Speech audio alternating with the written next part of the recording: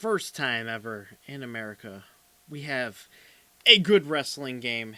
Every good thing has to start somewhere, and here it is. WCW versus nWo World Tour. And if you remember No Mercy's intro, look at this one.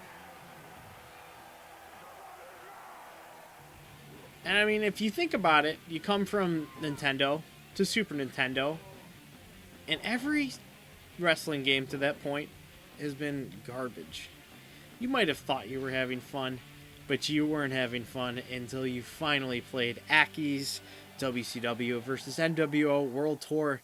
And I say the first time in America, Virtual Pro Wrestling was actually the game that came out before this. And that is a Japanese only game. And that has Japanese wrestlers. And some of those still hold to this game. But first, let's look at the roster of the WCW. Everybody that's on this front page has been in the WWF, WWE at some point. You got Lex Luger, Sting, The Big Show, Giant, Scott Steiner, Dean Malenko, Ultimo Dragon, Ric Flair, Rick Steiner, Eddie Guerrero, Rey Mysterio, Chris Benoit, and William Regal, Steven Regal. And then you got the nWo, Hulk Hogan, Sting again. I don't know what's up with that, actually. I as far as WCW lore goes, I don't really know how that flows. So I don't know how Sting ended up in there. And then you have Buff Bagwell, who I don't think ever made it to the WWF. Eric Bischoff. This is X-Pac under the name Styx. Before that, 1-2-3 Kid, Scott Hall, Kevin Nash, and Scott Norton, who I'm not familiar with. But then you have the Japanese wrestlers who are just, they're hidden as other names, just random names. The only one that I remember from what I was looking up was, Black Belt is Taka Michinoko, who became a WWF superstar later. Terry Bogard says X-Pac for president. I vote X-Pac for president.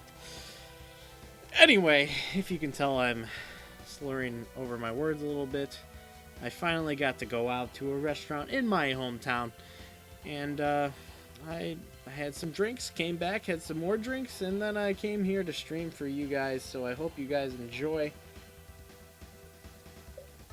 But anyway, let's get this show on the road. So I am actually going to roll with, man, Ric Flair looks rough. I don't think he was ever this beefy. One of the cool things that's about this game is the player icons are all hand-drawn. I think is a nice touch that they didn't continue with. It's a very Japanese idea. But from the little bit of WCW I've watched and the WWF performance I've watched, I love Rey Mysterio. I think he is probably the best cruiserweight. Just a phenomenal performer. And I'm going to roll with him. And I think the only person that's appropriate to wrestle against would be, we could do Hollywood Hulk Hogan, but in this game they offer the attire of the Hulkster back in his heyday in the 80s. Let's throw him in there. So this game actually does have some hidden characters in each tier, and I think one of the hidden characters is Macho Man Randy Savage, which is not in this game, unfortunately. And I wish he was, but I'm not about to unlock him, so yeah. What's up, Alex? D. Malenko would have been a word or two with you on that one, brother. But if you listen to the music that is happening while we wrestle right now, it is a very Japanese sounding. If you've watched any of the times that I've played Super Famista RBI Baseball, aka in Japan, it has this kind of sounding music. Very hype. If you notice the word spirit is there instead of the word attitude like it is in the later games, because spirit is just one of those words that sounds super cool in Japanese. Yeah. Rey Mysterio doing that patented Frankensteiner pin. Also known as the Hurricanrana, but you know, saying Frankensteiner. Because I remember when I was watching the WWF, they kept referring to the Hurricanrana the first time that the luchadors show up from the AAA league. They're like, oh, it's a Frankensteiner maneuver. I mean, it's just totally a stolen Hurricanrana. Alex says, you need to use Buff Bagwell. He is the stuff. I know of him. I have always heard his name, but that's one of those wrestlers that just never really came into my consciousness. So one of the things, if you want to know, that's different about this is it takes a different perspective in the ring.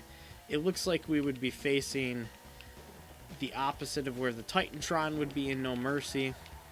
So that's different. We're definitely in an outdoor arena. We got those above lights, which looks cool. It says DOA in the middle of the ring. I can't tell you if that's an actual wrestling league. I need to stop doing that pin. The alcohol is not helping with that. But it looks like in this game, pretty much everything Rey Mysterio does turns into a pin. Oh, they just have limited options on which directions actually do moves. They expanded that a lot in No Mercy, so I'm not used to it. What's up, Adam? Flying head scissors. What? I don't know what the no is to, Alex. I don't have my headphones down here, otherwise I would ask you to just join me on the stream. Because I could use some context with a lot of these wrestlers, so if you want to drop any of the information on these wrestlers, I would gladly appreciate it. I am lacking in the WCW department, especially Buff Bagwell, but we're going to throw in a little powerbomb pin. That's the special from Rey Mysterio in this. He turned that into a lot more interesting finisher later on, but we take the Hulkster down.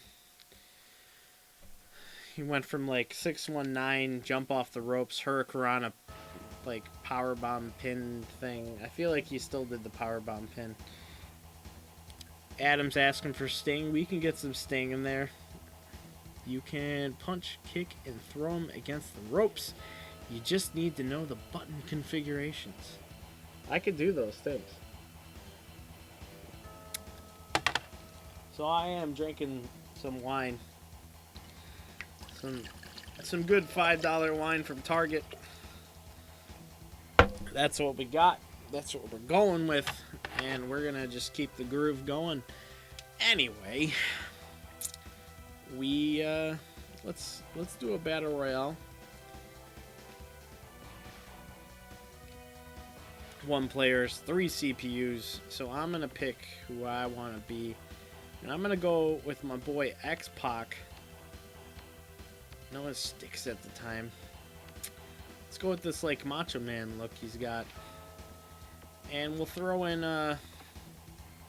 Vanilla Sting. Let's do the pre-Crow look. So we'll do the white one.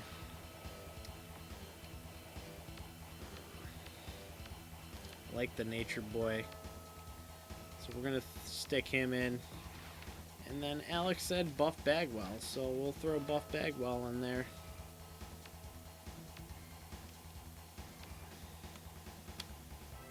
Yeah, there you go. Alright. There's not even an option for DQ. We're going to turn off rope break since it is arena. Yeah, we'll do the WCW. That sounds great. Let's do it. Adam says, is Tom still drunk? Probably. Alex said, the 619 didn't happen until much later on. late WCW, early WWF. Yeah, I mean, that move is just incredible to watch him do. The little bit that I have watched of WCW in '97, right about when the nWo started, the stuff Rey Mysterio was doing was insane. Um, Such a good wrestler. Says Mysterio's usual finisher move in WCW was he would jump off the top rope, do a Frankensteiner into a pinning cradle. Yeah, I mean that's pretty much the general grapple move that I was doing, minus the jumping off the top rope. I don't think Tom made it out of his backyard. Well, he didn't make it out of the backyard. He did make it back into the house too, though. So did Buff Bagwell always be in the WCW, or was he ever in the WWF? We're going with Sting in his original look.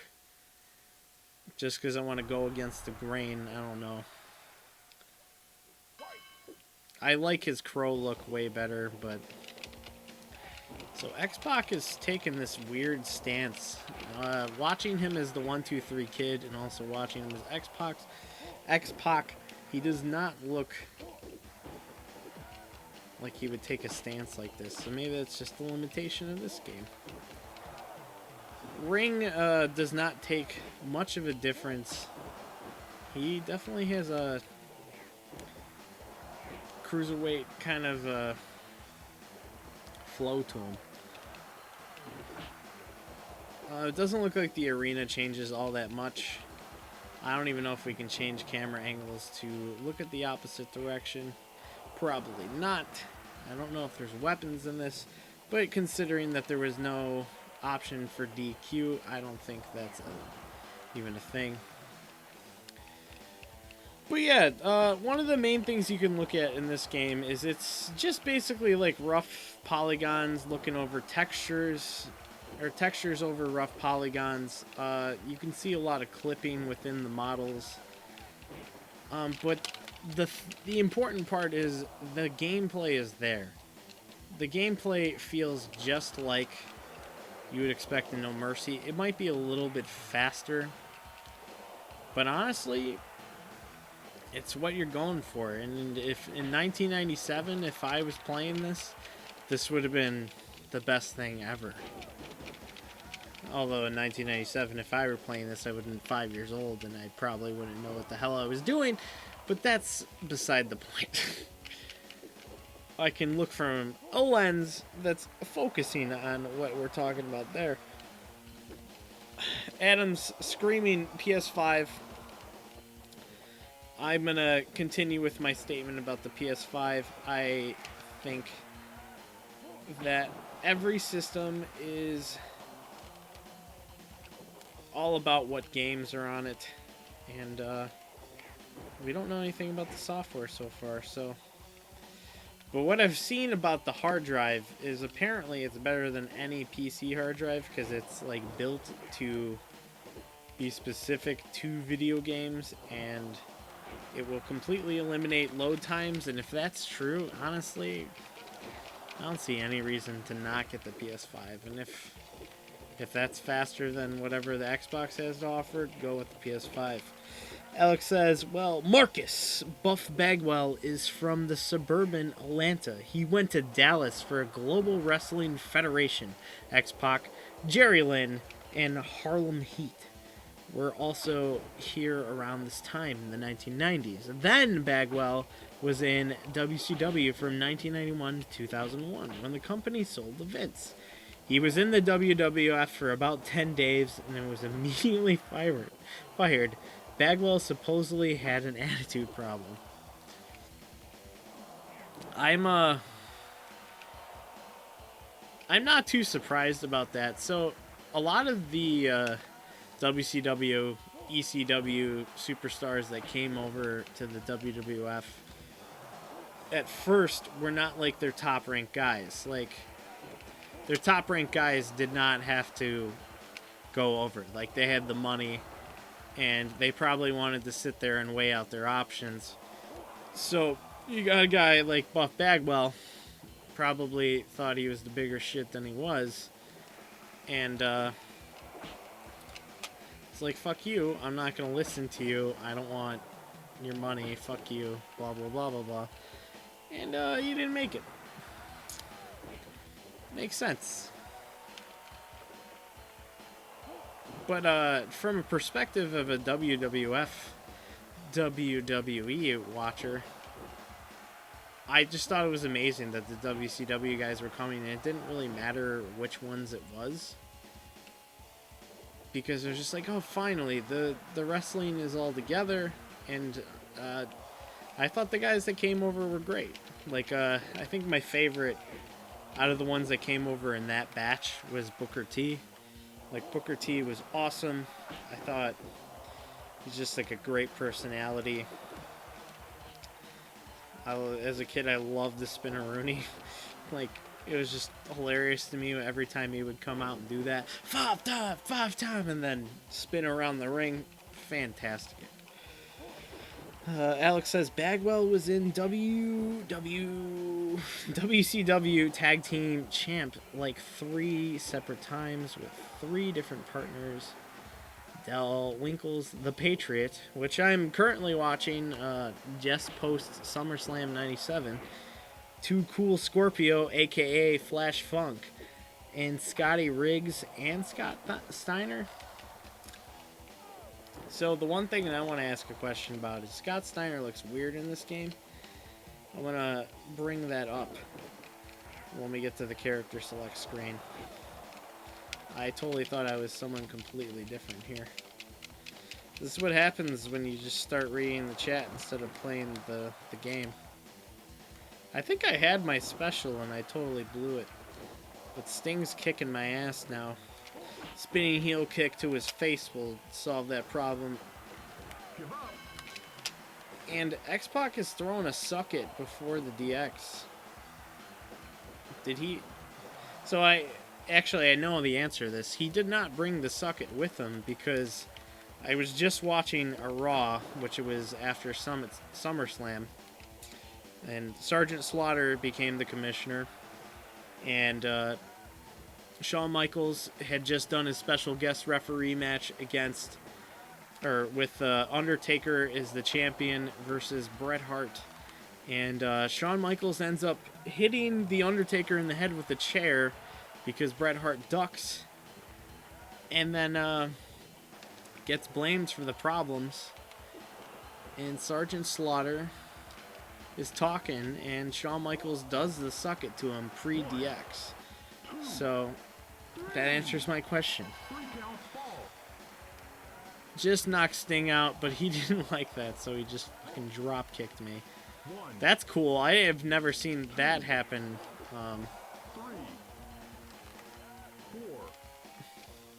Although it looks like the AI is pretty crappy because Ric Flair seems pretty fixated on taking out Buff Bagwell instead of me.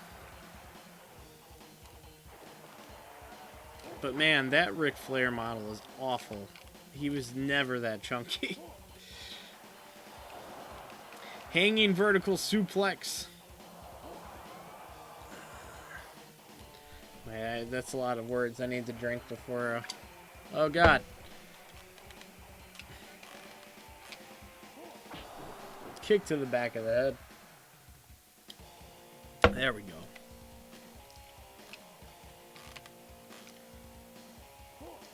Another hanging vertical suplex.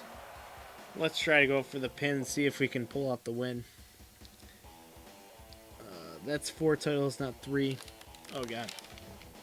I ended up reversing the move anyway because I saw it in time. Had one hand off the controller.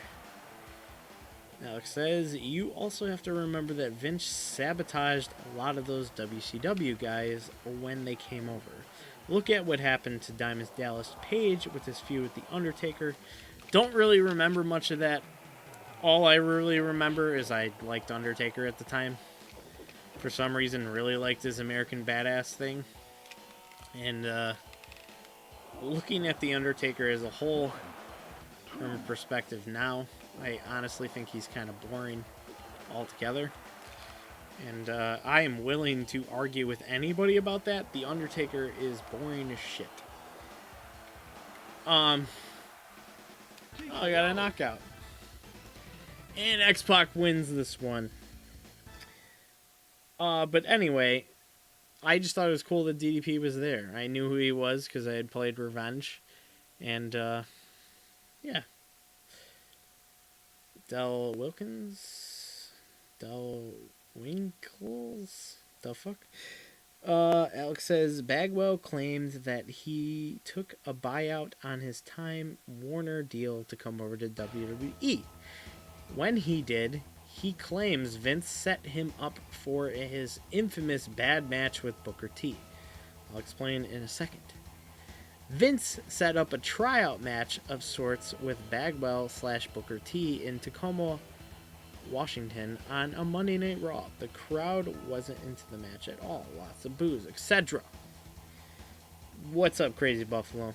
Why would they cheer? This was a WWF crowd, and you had 2 WCW guys in the ring. The next Monday Night Raw was going to be in Atlanta. Why wouldn't Vince put them both on in Atlanta? Yeah, I mean, that's a really good question. If they were going to be down south, they might as... I don't know. I mean, he maybe he was just testing the waters. But honestly, maybe he just didn't want them to succeed. He didn't want them to go above the superstars that he had. Having the pop from the audience on any episode of Raw really cements how important somebody is. Like, for example, when the Patriot joins the WWF, he's going up against the Hart Foundation, where they're really spitting their like Canadian nationalism idea. Patriot shows up, becomes a feud with them, and the crowd's just cheering with him because he is Alicia shows up in the chat. Less talking, more large men beating up on each other. This is just drunk Matt wanting to talk about wrestling, and suddenly I'm streaming a video game. Anyway, so let's try out one of these other modes. But anyway, the Patriot coming in. We'll do a tournament. We'll do a single tournament with 8 wrestlers. I'm going to man. Who have I not featured yet? I'm not going to feature you.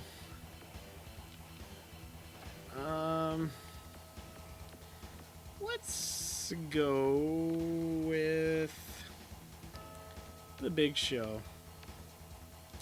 We'll do him in his fake Andre the Giant attire. Wrestler 2. William Regal. Hopefully there's brass knuckles in his tights. Let's get Eddie in there. Man, I don't even recognize these tights. I don't know if he ever wore those. Let's get the Ultimate Dragon in there. The blue one's the one I recognize, so we're going with that. Dean Malenko. One of the 4 Horsemen. Let's get him in there. We gotta get Kevin Nash. We got an Outsiders. Yeah, we got the Outsiders. Scott Hall. We'll throw that in there. And the last wrestler, we'll actually make a wrestler and not Eric Bischoff, even though I was thinking, oh, let's do Eric Bischoff. We'll do Hollywood Hulk Hogan. Looks great. Oh, I guess they put the bracket the way that I made it. Whatever. I wanted that to be random. Oh well. Let's do the nWo arena, see if that's any different. Anyway, what I was saying. Yeah, so they set the Patriot up in a really good position. So I can understand how if they would have put Booker T versus Buff Bagwell in Atlanta, in their home territory, they would have gotten a pop. And it would have made all the difference. Like, beyond that, people would have been like, oh, these guys are great. They know how to wrestle.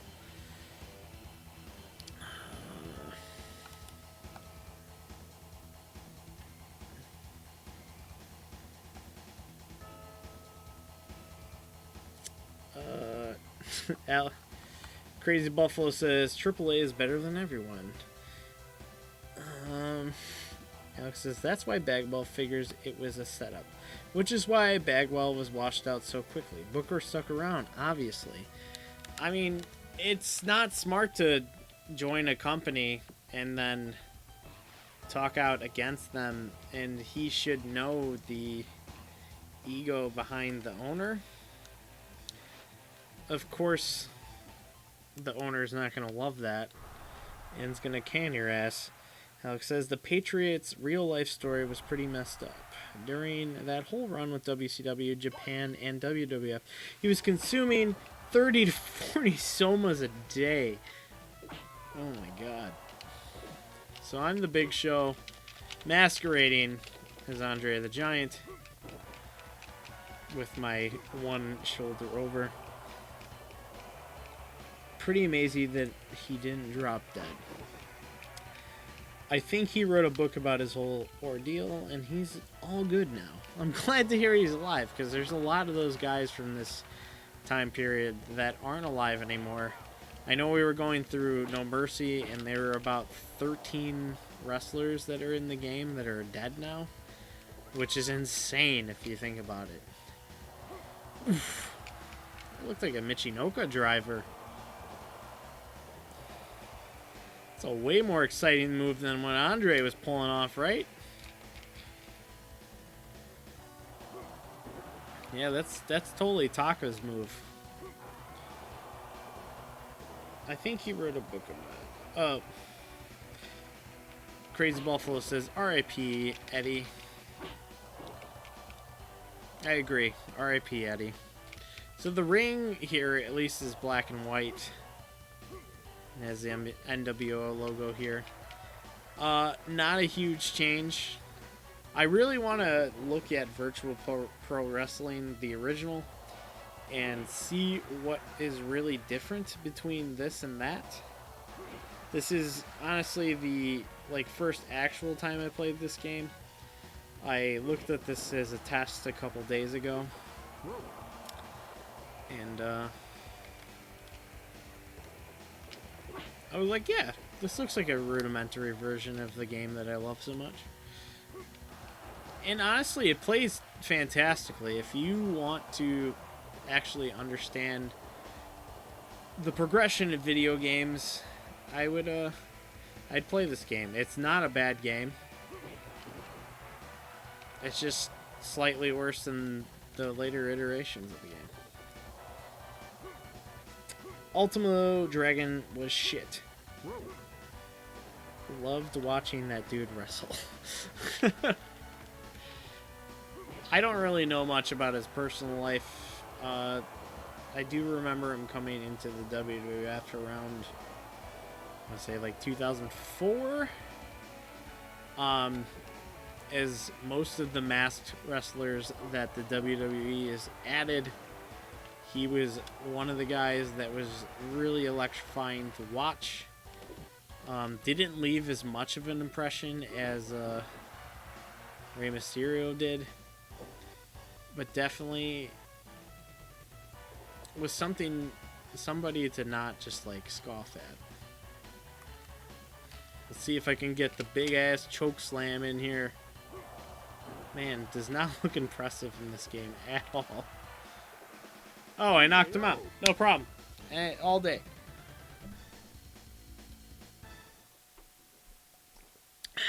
The one thing that's happening while I'm playing this game is if you look at the Big Show right here, that doesn't look like him.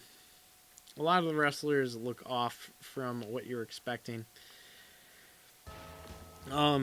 Having access to the later games in the series, I am kind of just desiring to want to play those instead. But let's, do I have to watch this match? If I have to watch this match, I'll sit here and drink and talk. I don't care. Great. So what story do you want? Beat Yeet. Big Show's name in WCW was just that. The giant dude was much more mobile back then. He was actually doing drop kicks and walking out of the ring smoking cigarettes. Paul Wright was a smoker in real life. That sounds more intense. I mean, honestly, from my perspective, not knowing much about him, it seems like the WCW found a guy that had a very similar situation to Andre the Giant, wanted him to join their ranks to have somebody to compete with that idea. I don't know if Andre was already passed or not. At the time he came into WCW, and they kept him for a while because, you know, it's cool to see a really big guy. But yeah, it's interesting to hear that he was doing things that Andre never really did. The thing that I understand about Andre is he was always in a lot of pain with what he was doing, especially later in his career. Like, bringing him down to the mat, like, legitimately was painful for him, and it was awful.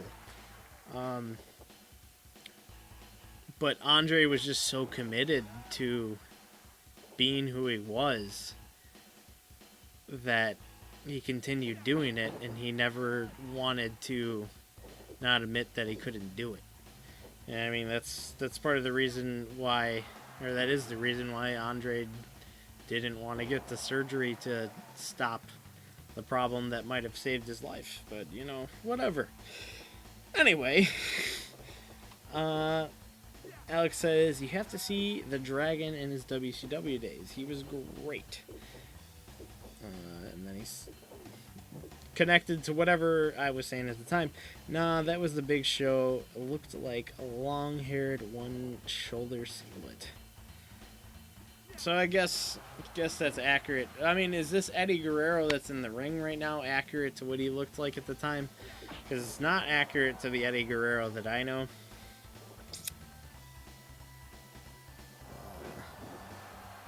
That is more or less what happened with Andre. Andre the Giant was already dead. He passed in 93. Got it. Andre was pretty much mobile in his younger days in the early 70s, throwing drop kicks as well. By the time he hit his max stardom in the WWF, his role in The Priceless Bride, etc., he was past his prime and suffering, as you mentioned, with pain. Yes, this game captured what they all looked like in the WCW. Alright, fantastic. So, as I was saying, this is honestly the first good wrestling game that had ever come out. The game that I think rivaled this, didn't come out much sooner than this, was WrestleMania, the arcade game. I think that game's very fun. Does not represent wrestling very well, but it's a very good fighting game. But every wrestling game that came before that was just slow and didn't really capture the experience of wrestling as much as these later games ever did. What's up, Middle Face? I am still owe you a Scott Pilgrim stream. Have not done that yet. Will do that. I'm sorry that I haven't done it yet. But, you know, life goes the way that it is, and it will happen. So, that movie is... The movie is 10 years old now. The graphic novel, I think, is about, 15 years. Brian Lee O'Malley, the writer of Scott Pilgrim, just recently tweeted at Ubisoft to re-release the Scott Pilgrim video game, because it has been off the market for at least 5 years now. And they did one of those emojis. And hopefully that means that Ubisoft, the publisher of the game, puts it out.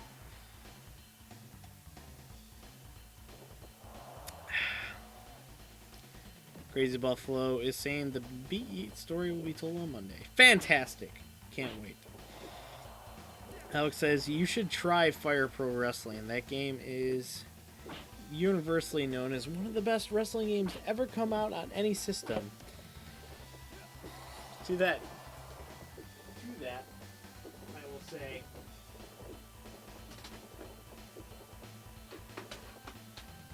they're at two computer wrestlers fight each other as I mess around over here. So I do have the fabled Fire Pro Wrestling Special, which in Fire Pro Wrestling Special has the game director that made No More Heroes for the Wii and Killer is Dead, Killer 7, games like that. I actually got this game for $3 too at my local game shop. The only reason I haven't played it yet is I can't read Japanese super well, and I was trying to look. I can't read Japanese like pretty much at all. What am I saying? But anyway, yeah, I want to play it. I've looked for a ROM that was an English translation. There are menu translations for that game, but not story translations. And the thing that I've heard about that story is it's amazing, and it's very dark. And if you look any further into it, it's fantastic.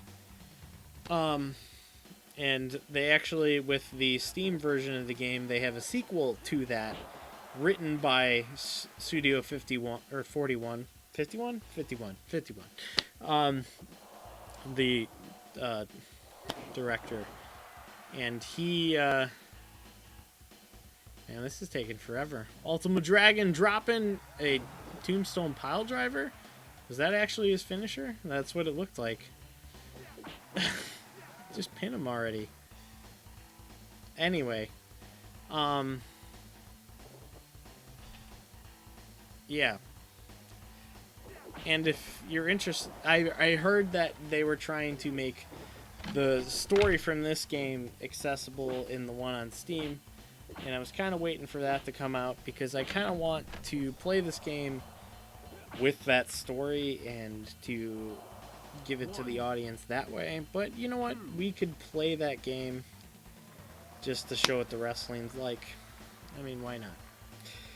Anyway, back to the comments that I haven't read that are getting old and stale. I will have a Garage Lush with me on Monday night. Sounds great. I don't know what that is. What about Jay and Silent Bob stream? I have not bought that game. I'm probably not going to buy it because it's expensive and I'm not super interested. Out of the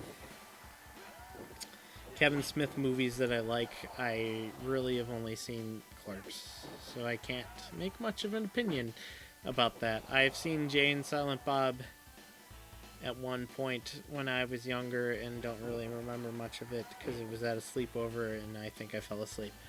I'm also going full-time at work starting Monday, so my appearances are going to be a little after midnight from now on, unfortunately. Well, Alex, I mean, if you're interested, and I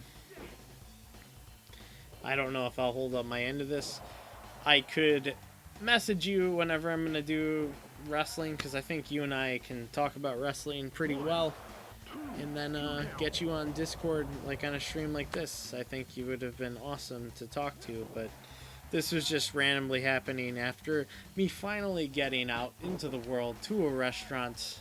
This is awful that I'm not actually playing the game right now, and these two haven't finished their match. But, and I just wanted to stream a game. But yeah, I would love to have you on more streams. That would be great.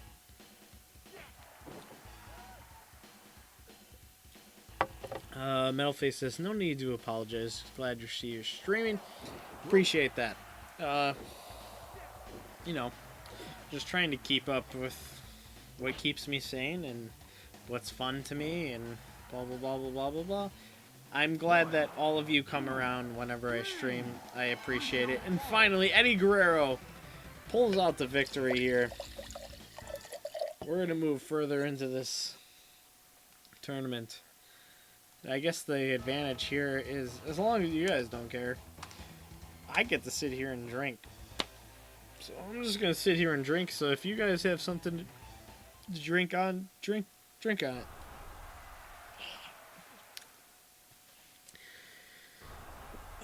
$3? Yeah, that's right. I got it for $3. That was the one thing that I really liked about the local game shop that I have. It's called Play It Retro. Yeah, Play It Retro. They would sell their Japanese games for like super reasonable prices. Their American games they would sell a little marked up from what it was on Price Charting, which is Price Charting's the site that creates an algorithm based off of its eBay price listing and yada yada yada. And that's usually what I use as the baseline of like, okay, I should buy this game, or this is a good deal, or whatnot.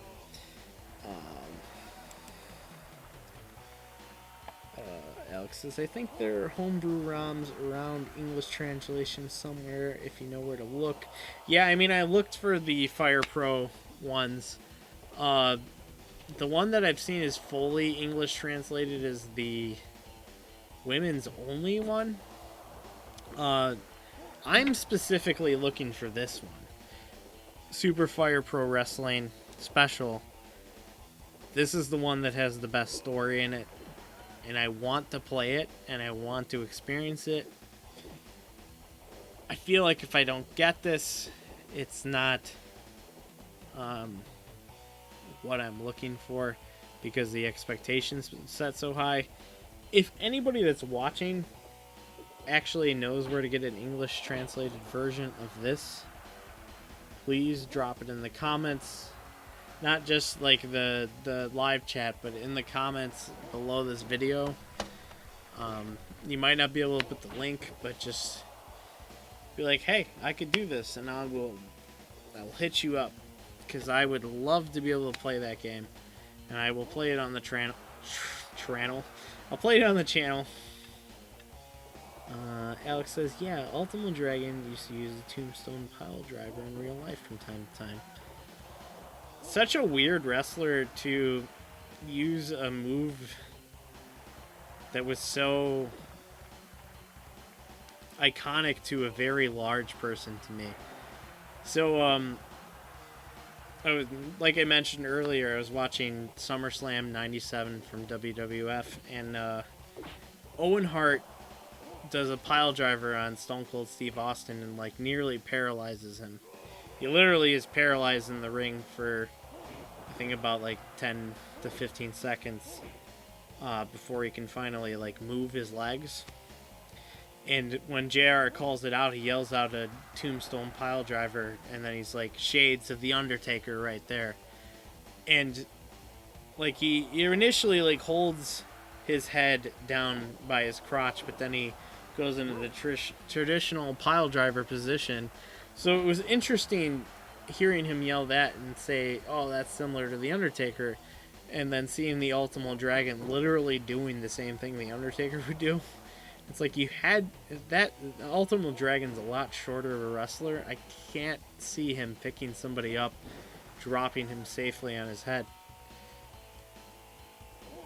Galoshes is beer, Holmes. Great. I'm glad you'll be using them galoshes. What am I drinking?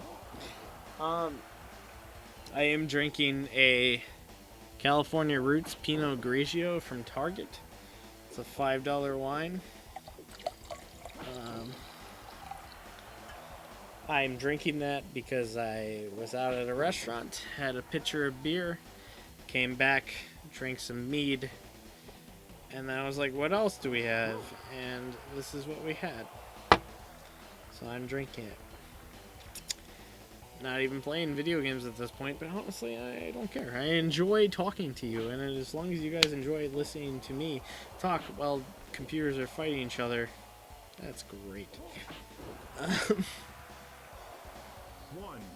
Bobo kitty fuck. I'm surprised that you didn't get out into society. It seems like Cook County is getting cases every day. I'm surprised that you got out into society. Unless you live in DePage in McHenry County or something. I hope the numbers start dipping. Yeah, I don't know. I try not to keep up with it. I just kind of go with the flow of what the word of mouth is telling me, because I honestly don't really care for watching what's up, Celestial Iceberg, Cyrilline Iceberg. What's up, Iceberg? Sorry, I've probably been rambling a lot longer than when you actually put that out. I am working my way very slowly through the chat because I am drunk and I am reading it and responding very hard. And I am not actually playing at the moment, so enjoy this tournament of WCW versus nWo World Tour. The games where I'm playing are a lot faster. Hey, we got through a match. Dean Malenko takes out Kevin Nash, and it looks like we're going to go into our last match of the night. Not of the night. Of the first round. Scott Hall, Razor Ramon. Hey, yo, Chico. Versus Hulk Hogan. I went with Outsiders Scott Hall versus Hollywood Hulk Hogan. I don't know why that tickled me, but I went with it. Yeah, I don't know. We're opening up here in my hometown of Berwyn. Crazy Buffalo says Walmart. Alex says The Undertaker wasn't the first to use a tombstone pile driver. There are clips of Andre the Giant, Harley Race using that move back in the 70s. Not surprised. I mean, there are only so many things you can do with the body. Before, let's say, the 2000s, as far as American wrestling goes, there are only a very limited moveset that they felt comfortable using. Mexican influence and Japanese influence brought in more of the electrifying moves, I would say, as far as like cruiserweight stuff goes. And that's way more interesting to watch, but whatever. I don't know where I was getting with that. Crazy Buffalo says, but Arizona's Walmarts are weird. Like, there is still shit out there from the 90s. Like what? Tell me about what's sitting on these shelves since the 90s. I could believe it, honestly, but I want to know. Alex says, Owen Hart's pile driver on Austin wasn't a tombstone, it was a square pile driver. It's a Japanese variation of the tombstone. Yeah, I mean, that's just... what I'm saying is, like, JR was saying that when that was happening. When I think about it, because they showed it a couple times since I've been watching, it was probably just the perspective of where it happened. He was facing opposite of where the announcing table was, and it looked like he held him like that. And then when he dropped... he was saying that before he dropped him. When he dropped him, you could see Stone Cold's head is way beyond his crotch. And it's like, of course this guy is going to be in major pain because you're slamming his head straight into the canvas. Alex says, Scott Steiner also used to use a square pile driver. He calls this version the Steiner screwdriver. Metalface retracts the statement. Sorry I didn't get to that one before you retracted it. Iceberg says, that's fine, good sir. I just hope you and everyone else are having fun and staying safe. I'm doing all of that right now. I'm having fun. I'm staying safe. I'm sitting inside of a room, drinking some wine. Let's pour some more into this glass, even though it doesn't need more. And then we'll show you how to drink some more.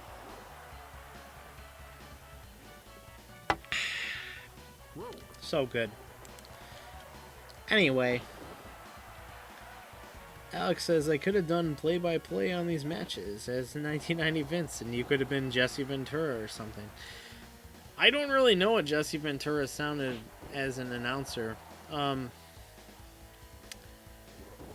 The only, like, early 90s wrestling that I know of announcing was I watched literally the first Raw, and that has Macho Man as, like, the color commentator, Vince, and then someone else I can't even remember.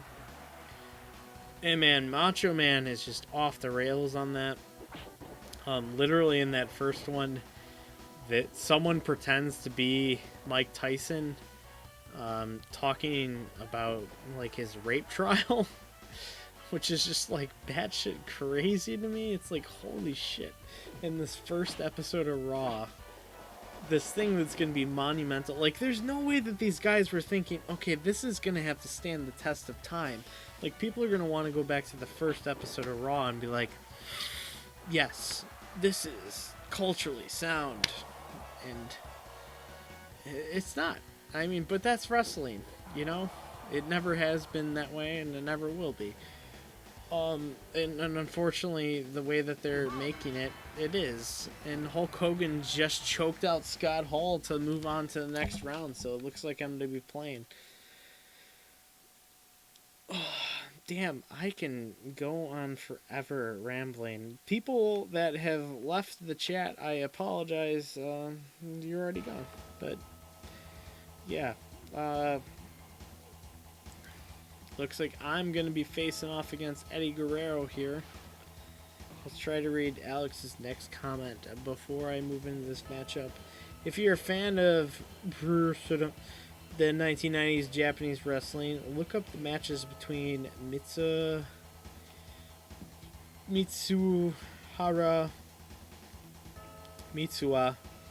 R.I.P., and Kenta Konobayashi.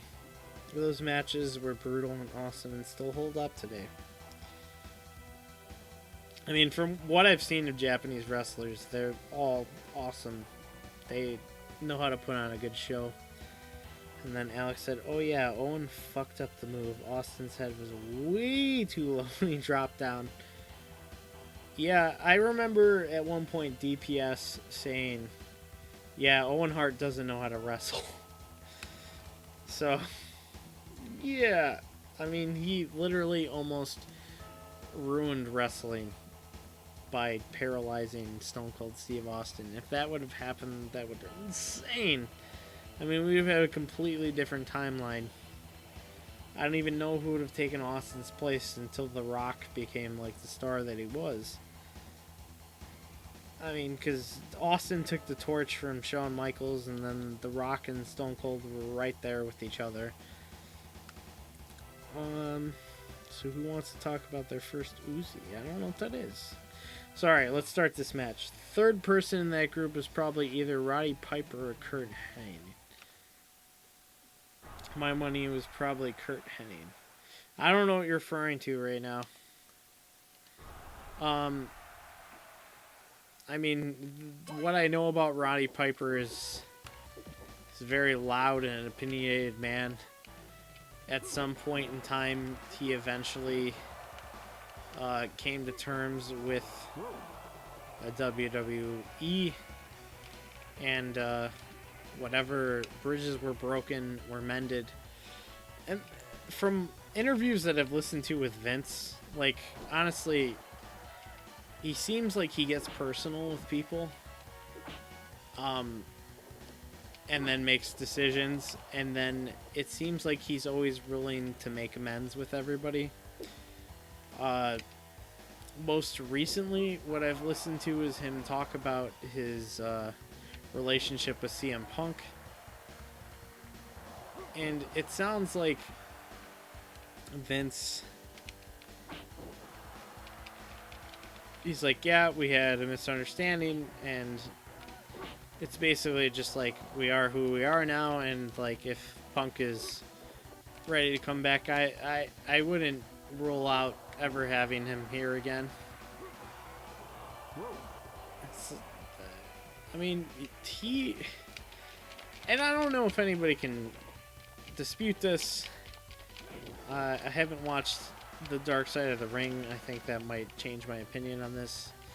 But from what I've seen about Vince McMahon, is like he seems like an asshole because I mean he's a rich dude. Of course he's gonna be some type of an asshole, but like he has integrity and he has consistency. He appreciates just like very hard-working people, and he might have the wrong opinion about where to direct things and is not willing to conform to that, but he has an artistic opinion and he wants to keep to that.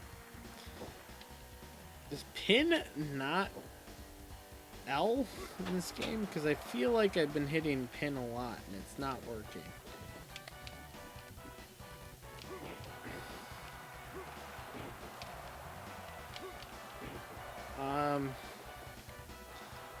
I can't remember if Big Show's finisher. Nope. He just did a move where he slammed his ass on the canvas. Shit.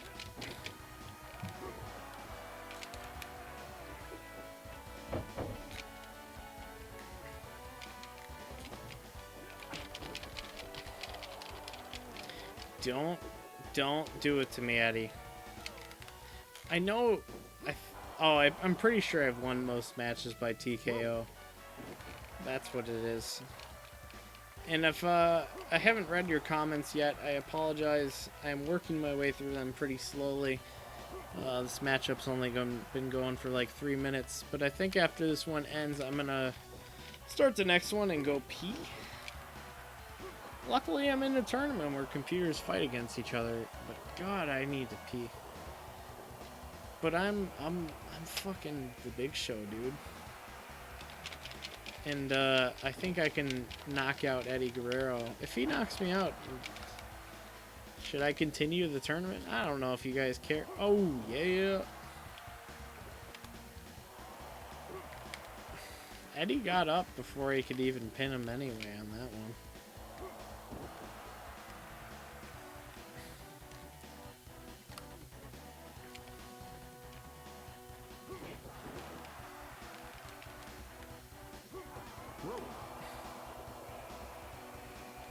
I think I'm just completely dominating them, and there's just like...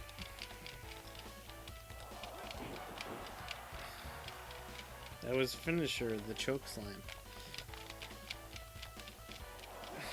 That one didn't look like the choke slam to me.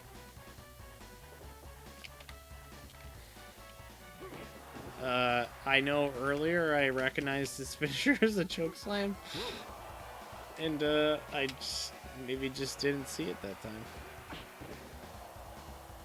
Eddie, stop it.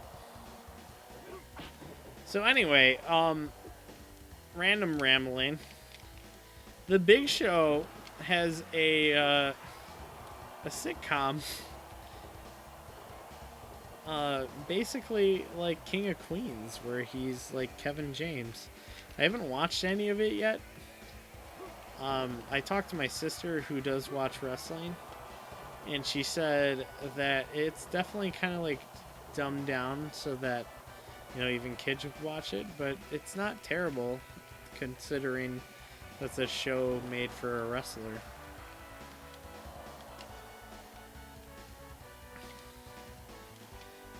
Please, get knocked out. I need to pee. Eddie, I can see you holding your head. Ooh, a torture rack.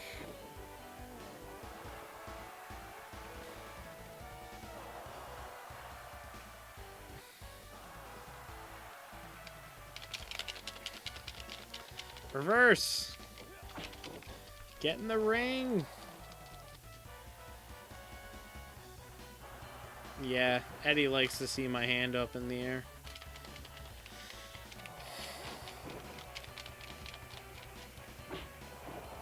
So, if any of you were wondering, and if you randomly clicked on this video at this point and still have gotten this far, if you were wondering if this game was better than No Mercy, it's definitely not. But it's still a good game. What's up, Eli? As far as the comments go, I am going to read them as soon as I get back from peeing. So I'll be right back. Please enjoy this little bit where I'm not here.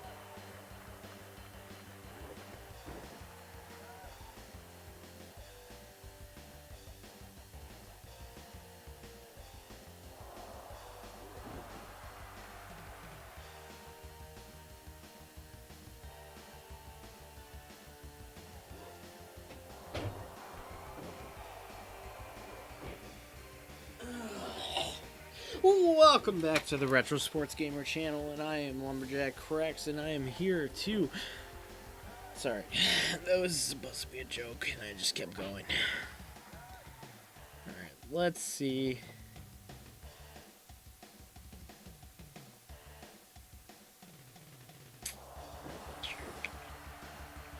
My money is Piper. DPS would be wrong. Owen does know how to wrestle, but everyone else makes mistakes from now and then. I might have been wrong.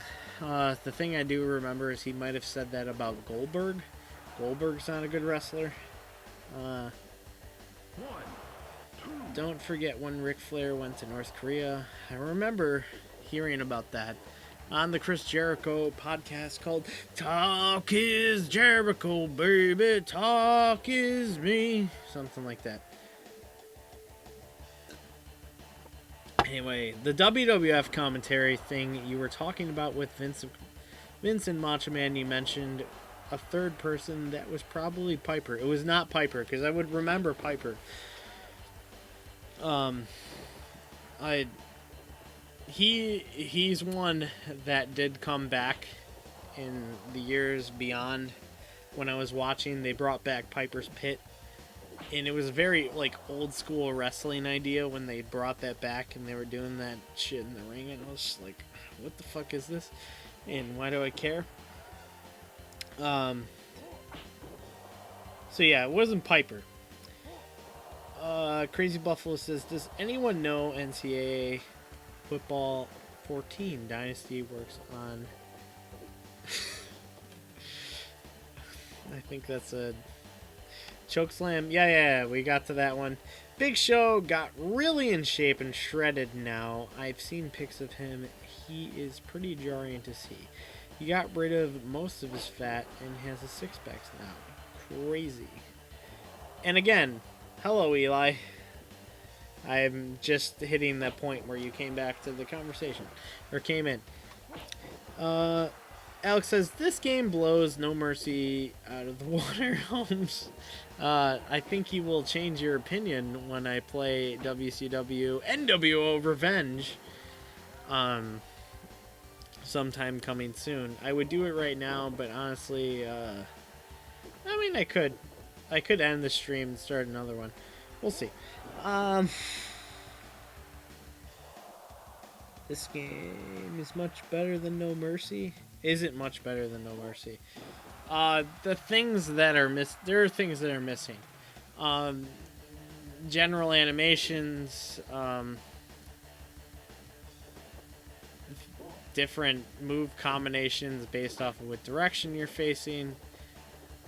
I mean, they built a lot off of this, but they didn't build a lot off of this. Blah, blah, blah. Although, ALTO, I don't know what that means. Can't wait for the new WCW, though. What's the new WCW, Eli? Tell me more about that. Alex says, you'd be wrong, Holmes. I don't know what I'm wrong about. I'm probably wrong about a lot of things. That's right, Goldberg is not a good wrestler. That was very apparent from his appearance in the current WrestleMania 36. Holy shit. 7 moves in an entire match. Why did you waste my time? Please just stay retired and keep focusing your time on, what was that show called? It's not Top Gear. Grand Tour on Amazon Prime.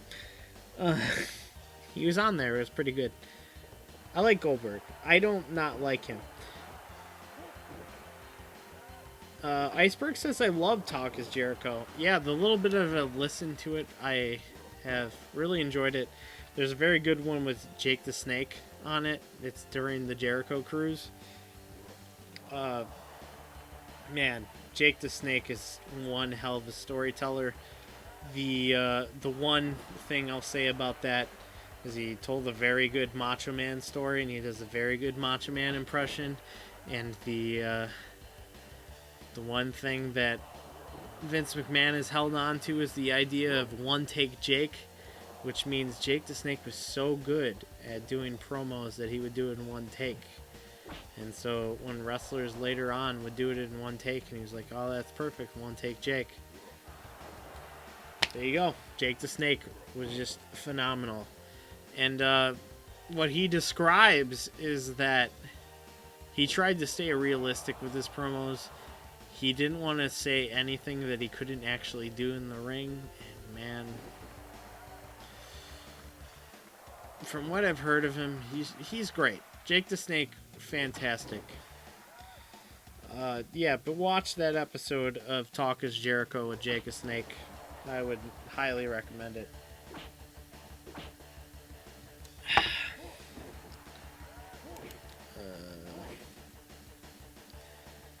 Alex says, wasn't Piper maybe Doc Hendricks, Michael Hayes? Nope, it was not Michael Hayes. And we're moving on to the next match. Hogan beats, I don't even know who he's fighting, Dean Malenko. And in the finals, it's me and Hogan. Which is very appropriate, because if you look down over here, it's the Giant and Hulk Hogan. WCW versus nWo. We got that. We got it. We locked it in, baby. An hour and 9 minutes. We are doing the cover of the game. So fantastic. What's up, Teddy Belcher?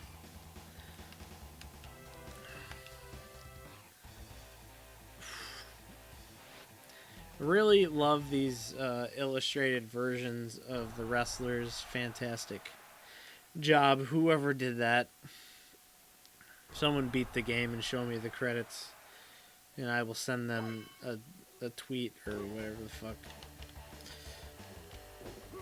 Slam his ass on the canvas. I mean, this is basically just WrestleMania. Is that 3? I want to say 3 is the one that Hulk Hogan power slammed Andre the Giant. That was a big moment.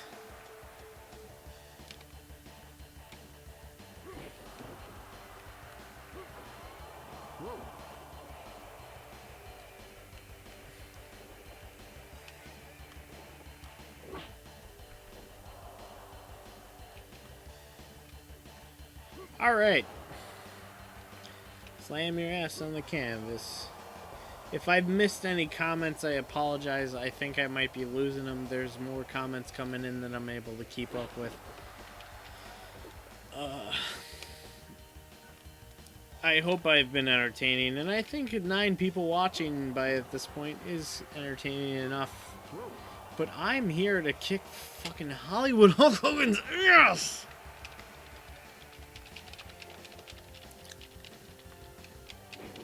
So it's kind of crazy to me to think that at some point Hulk Hogan got so big that he went beyond wrestling and suddenly had his own TV show. I can't remember the name of it. I've done a lot of nostalgic pop culture podcasts, what do you call them? Laser Time Network is one that I enjoy. But like hearing the things that happened before I was a kid about these idols that I didn't really know muching before I was born. I'm gonna take a drink. Choke his ass out. I want Hulk Hogan's. I made him give up before I even got my special. That's how fucking good I am. Anyway, so I think from the way the stream's been going, I am tournament victor. I'm the best there is. I don't think there's any computers gonna beat me. What I'm gonna do is anybody that says one of the characters in this game in the chat, I'm gonna have them face off in a battle royale. And I will add them, and that's your champion. Let's see out of who of the viewers will win a matchup. So just let me know which character you want to use, and I will throw them in there for you. I will reserve one spot for Alex, and the rest of you, it's first come, first serve. So the Boulder's not in this game. This is WCW. He was just probably in college at this point.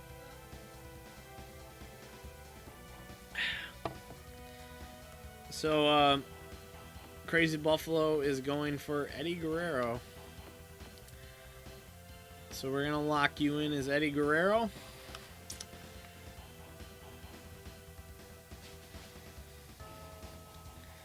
Battle Royale with the Road Warriors in pads at the end of WCW 98. And then Jim Crockett sold to Ted. I don't know what I just read. Jason says, Matt, listen to Megadeth's. Sure, I'll do that. I would love to see a situation. So, Eli says Big Show came in 99 for WWF WWE. An interesting thing is he was actually supposed to be in No Mercy, as evidence shown by his shirt. I think it's Big Nasty Bastard is in the Creator Wrestler spot. So yeah. He didn't make the cut for some reason. I don't remember the details, blah, blah, blah, blah, blah. I'm sure there's other YouTubers that can tell you that information. But yeah.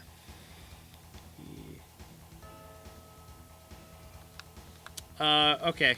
Browse the wrestlers. Sorry. So, in WCW, we got Lex Luger, Sting, The Giant, Scott Steiner, Dean Malenko, the Ultimo Dragon, Ric Flair, Rick Steiner, Eddie Guerrero, Rey Mysterio, and Steven Regal. Then we got Styx, Scott Hall, Kevin Nash, Scott Norton, Hulk Hogan, Sting, and Buff Bagwell and Eric Bischoff. And then the rest of them are Japanese wrestlers, as far as I know, that aren't the actual names of the characters.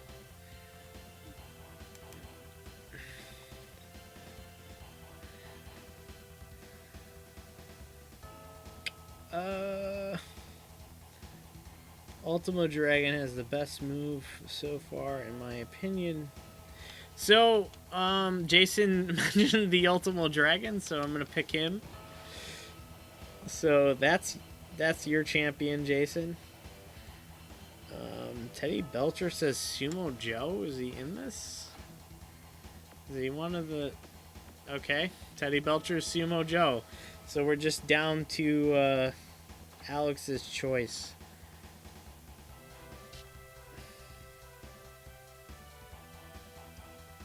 Lex Luger, Sting. I would use a Japanese wrestler because they're based on actual real-life wrestlers. But I'll make this easy. Pick Scott Norton. Alright.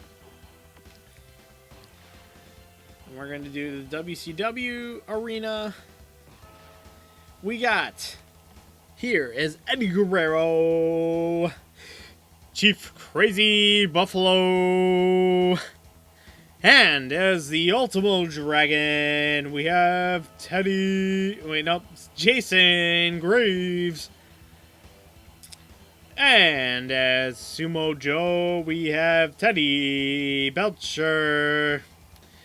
And finally, we have Scott Norton as Furniture Consortium. Alright. Alright, now we can talk, and we can have this matchup go.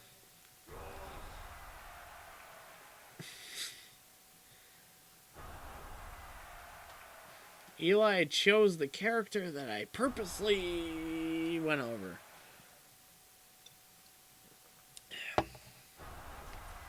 I still don't know how to feel about Benoit.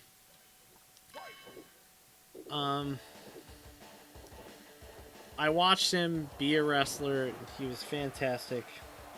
Stone Cold, actually, if you just if you Google, if you look up on YouTube Stone Cold Steve Austin shoots on Chris Benoit, I think it shoots on Chris Benoit being in the WWF Hall of Fame. That sums up how I feel about that. So look that up. Okay, let's see what I missed. Alright, Megadeth, Big Show.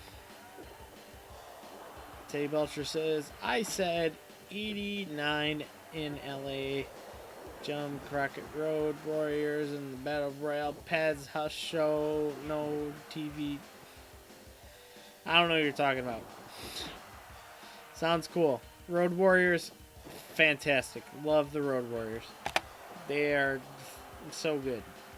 Chicago, what a rush. Eli says he was, but they cut him out. Oh, we're talking about Big Show. He went to OVW in 2000. Alright, don't know what that's talking about.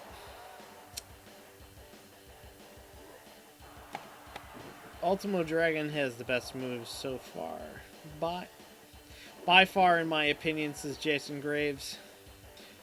Is he having the best moves in this matchup? I don't know. Ultimo Dragon puts down a fall count, but gets nothing. And we have what looks like a sharpshooter, but I can't really tell.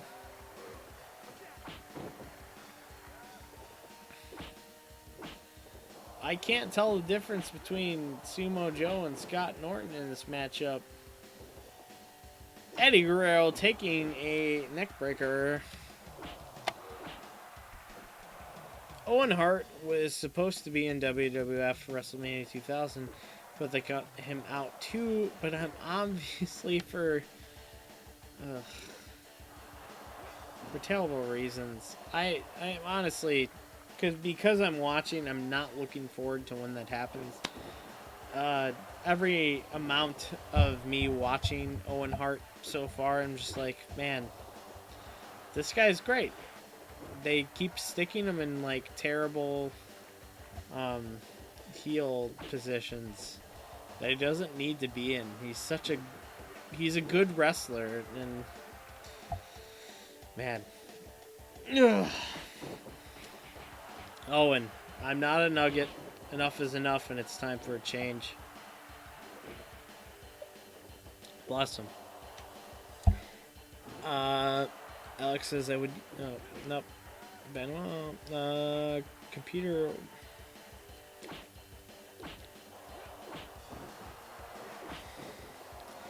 Alex says what Teddy Belcher is trying to say. In 1989, he saw WCW before they were WCW, when Jim Crockett's still owning the company. Before he sold it to Ted Turner, big money man. In 1989 would be the wrong year.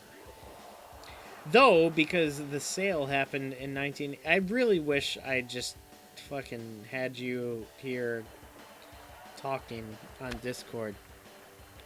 Alex, seriously, next time I do a wrestling stream on something that's not No Mercy, I want you to be there. So I'll probably send you a message and see when you're available for that. So next time I do WCW nWo Revenge, I would like you to be there, because I think you would add a lot of information that I don't have. Though the sale happened in 1988, but whatever. Jason Graves says, the ended friendship. I humiliated him with Ultimo so bad he went... Wait, what did I miss? The computer won't be good with him, but I will dominate. A friend wanted to fight me over taunting him with the Ultimate Dragon. Ended the friendship. I humiliated with him Ultimo so bad he went berserk.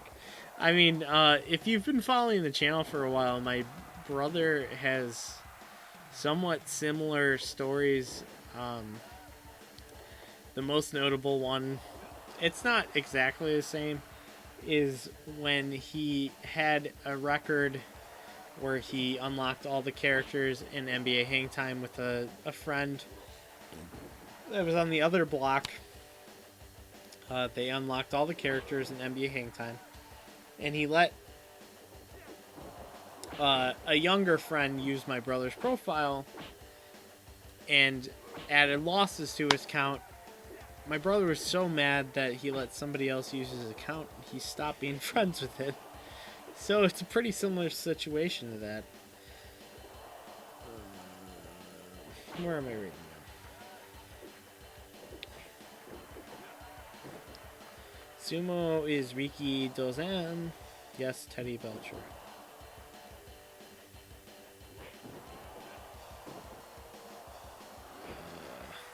Nope, don't know what you're talking about. The Boulder ain't got shit on me. The Buffalo made him his bitch. No, the Boulder's got you, Buffalo. Eli says Benoit is... Yeah, I mean, Eli, there's an interview that I watched with Benoit's son. I think he actually has the same name, Chris Benoit Jr. from his first wife. They looked into whether or not he was framed in every angle of that, and of course being the son or whatever, you want to figure that out, and he said, nah, yeah, he did it. the reason why I don't feel so aggressively angry at him is seeing his surviving son saying what he said about that. But that's not really my position. And we have our first elimination in this matchup. Eddie Guerrero eliminates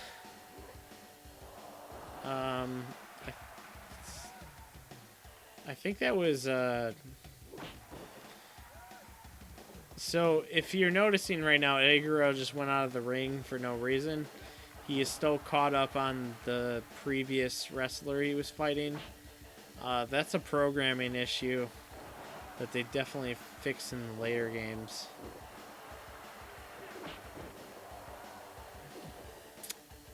Yeah, I think that was Alex's Furniture Consortium's champion.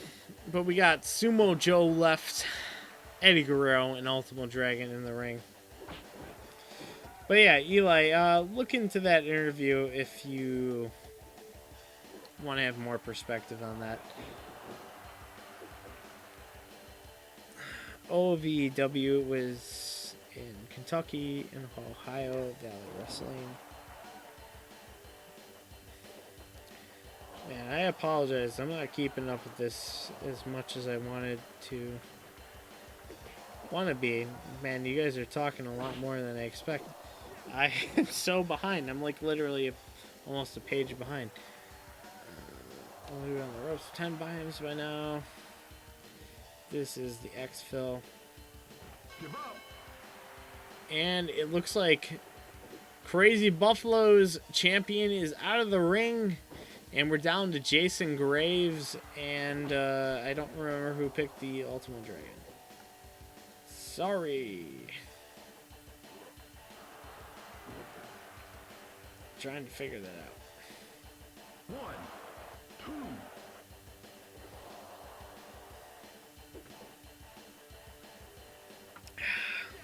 Alcohol. Oh, Jason Graves has the Ultimate Dragon.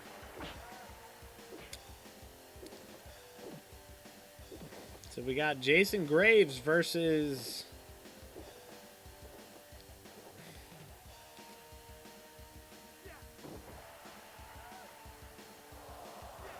I don't know. It doesn't matter. Jason Graves wins this match as the Dragon. I think Teddy Belcher was Sumo Joe. If I use my own brain instead of looking at the chat. Ohio Valley Wrestling, says Iceberg.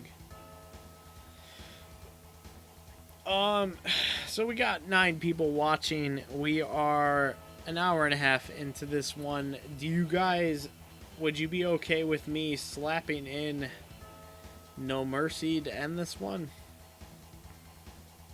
Actually, I'm not going to give you guys the ability to answer that one. I'm just going to do it. I'm just going to slap No Mercy in. And I'm going to throw computer matches on. Because you guys have a lot to say about wrestling. So I think instead... So we'll go from the beginning of wrestling video games to the pinnacle of wrestling video games in the N64 era. And possibly of all time. And then let's...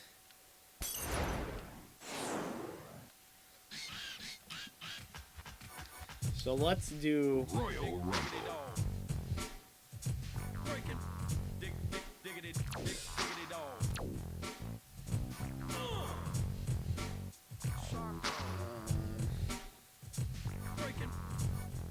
It does not... Oh, there's a watch button. Okay, we're going to do a Royal Rumble, just so I can just keep talking.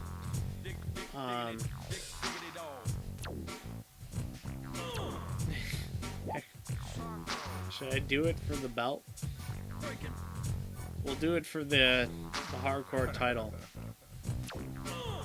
So we're going to have Lumberjack Cracks come in, which I think is hilarious.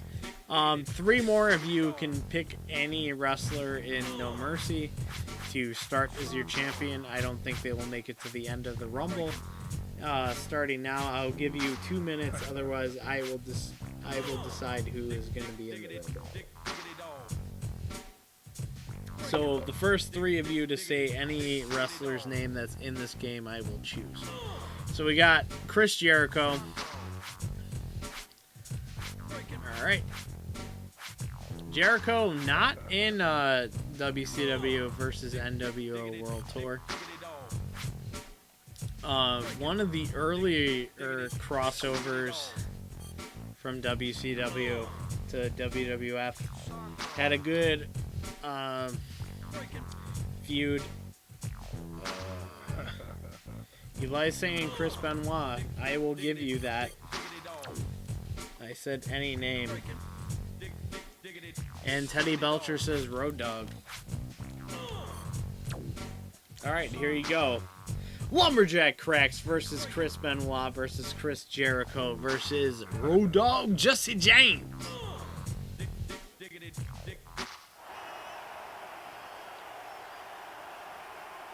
Metal face. I actually don't have HBK unlocked, so I'm sorry if I didn't do that.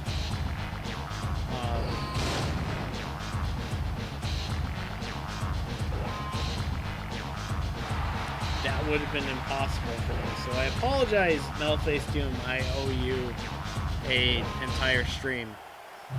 But you'll get the Scott Pilgrim stream sometime in the future. But Lumberjack Cracks is putting his title up on the line in this one. Let's see if he's able to come through as the champion. I'm really behind on the chat that you guys been having. I appreciate that you guys been talking about. We'll start from Ohio Valley Wrestling.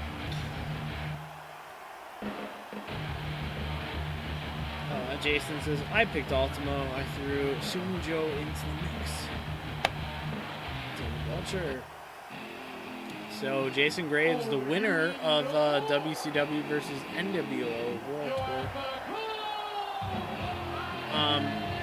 So after this match, Royal Rumble, I will play one more match in WCW versus nWo World Tour. Just because I like to bookend them. I thought this was a good way to sit here and talk more. It seems like you guys want to, chat with me. So, and I want to chat with you guys. So, I'm having fun. Fuck it. I kind of want to play with me, but I also want to see how far I can go. So I'm tying up with Chris Jericho right now. I'm pretty sure my wrestler is pretty good. I like him. I think he looks like me minus like maybe a few pounds.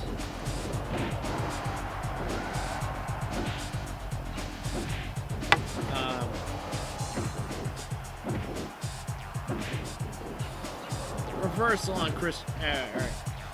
I'm gonna get caught up on too much of that. Let's start on Jason Graves. How is your day, Matt? My day has been great. Today I finally finished Super Smash Bros. Ultimate, the World of Light mode. I don't know if any of you have played that, but there was a nice surprise in there for me, and the finish was better than I expected. Fantastic. The reason I started playing that was because I wanted to be able to change the menu music, and when you beat the game in that game, you can change the menu music. So I stayed up until like about 8 o'clock, then I watched some wrestling until I fell asleep at 10, so I didn't wake up until 5 in the morning. But that is what Corona life is like. That's how life has been going. But honestly, as far as everything is going, I'm pretty happy. I'm pretty satisfied. I don't know if this is actually going to play through since nobody's been eliminated yet. The Lumberjack Cracks is looking fantastic. I may decide to end the stream at some point. Anyway, Cactus Jack is in this game. I have him. Sorry, I already picked other people. Alex says if Crash Holly is in this game, that's my pick. He's awesome. Crash Holly is in this game. If you watch my previous video with my hardcore title defense, he is the first opponent. Jason says, what is that wrestling? I don't know what that was. Oh, you didn't know? Yeah. Oh, I started reading beyond that. Alex says, why does Lumberjack Cracks look like Dean Ambrose? I don't know who Dean Ambrose was, but I'm pretty sure what I ended up picking was Kurt Angle's face with 5 o'clock shadow and some bangs. And I think that's what I went with. And then I'm wearing a flannel. If you watch the Lumberjack Cracks channel, I usually wear a flannel. And then because I'm a wrestler, I take the shirt off. But I'm not a wrestler right now. I am just Lumberjack Cracks. Here on Late Night with Lumberjack Cracks. It's peanut fucking ratio.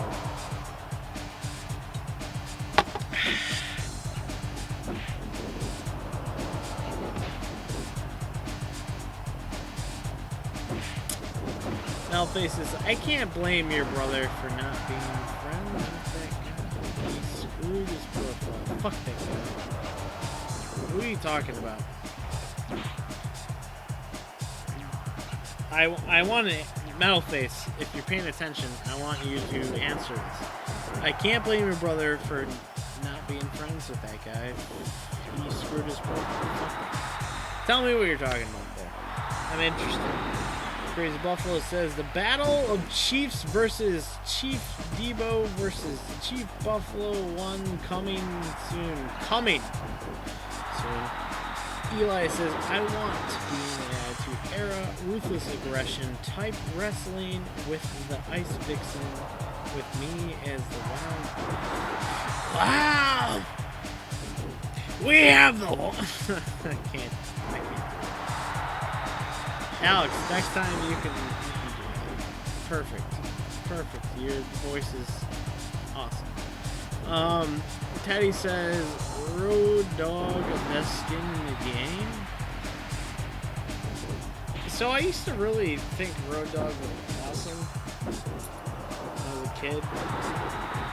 Rewatching, realizing that Road Dog came from the spot of being Jesse James, being scouted by the Honky Tonk Man, by his tag partner in the future, Billy Gunn, came Rockabilly. Just like, Road Dogg would literally walk down to the ring singing a fucking country song that was terrible. I lost as much respect for him, but in my opinion currently now, and I'd like to keep reminding you guys because this is a manifesto, this is a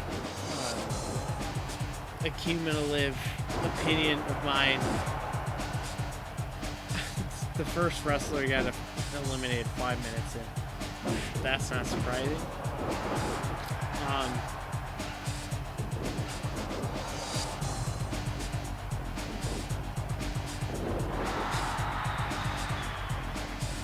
I don't remember what I was saying.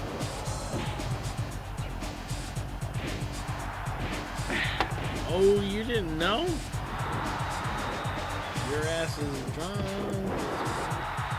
People are telling... Oh, Kurt Angle came in. You suck. You suck. So the thing that was crazy to me with that, Alex, the Patriot comes in. Didn't know who the Patriot was beyond I had the Jack specific wrestling figure of the Patriot. And I'm holding Jack specific wrestling figure of the Patriot. Know nothing about him. Don't really care. Don't play with him very much because I got him from my brother's friend. Throw him to the side. Really not in my matches. Come this year, probably a couple of weeks ago, introduced against the Hart Foundation and their Canadian invasion of the United States. Bret Hart deciding that the Americans are scum, blah blah blah, hyenas, blah blah blah. The Patriot. He comes in the ring, I'm like, this is stupid, I hate this. And then I hear, and then fucking the Patriot walks out, and then he goes, I think, you suck, and then the song is going, the Patriot, Patriot, Patriot, and I still don't know, unless any of you can confirm or deny, that the song says, the Patriot, the Patriot, Patriot, because I usually watch this in the middle of the night, so it's kind of quiet on the screen I'm watching. Usually my little iPhone 5 SE, and I might be hallucinating if they're saying the Patriot, and it's not, you suck, but it's crazy to me. Kurt Angle completely took the intro of the Patriot, and I had no idea until I just started rewatching pre-Attitude Era, going into the Attitude Era, and I'm so excited to finally start the Attitude Era. I apologize, I have not read a lot of the chat. Thank you all for commenting. 9 people are still watching. I am rambling the fuck on, and we still have only have 1 person eliminated in this No Mercy Rumble. And I'm putting the hardcore title on the line, and I just got my special, baby. Chris Jericho's about to ride the fucking TKO. Slam. So, I don't expect this Rumble to play out. I might hit reset and throw World Tour back in. But anyway, let's go back to the comments.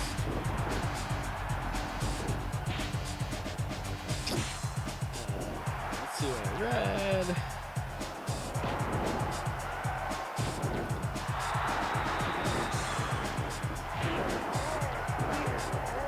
Alright, let's not too far. Let's go. Alex says, the X Factor theme was the worst theme ever. It will never be as awesome as the I don't know what you're talking about, but you're talking about the Xbox theme. I like it. Pro Gamer says, wolves are burning Minneapolis.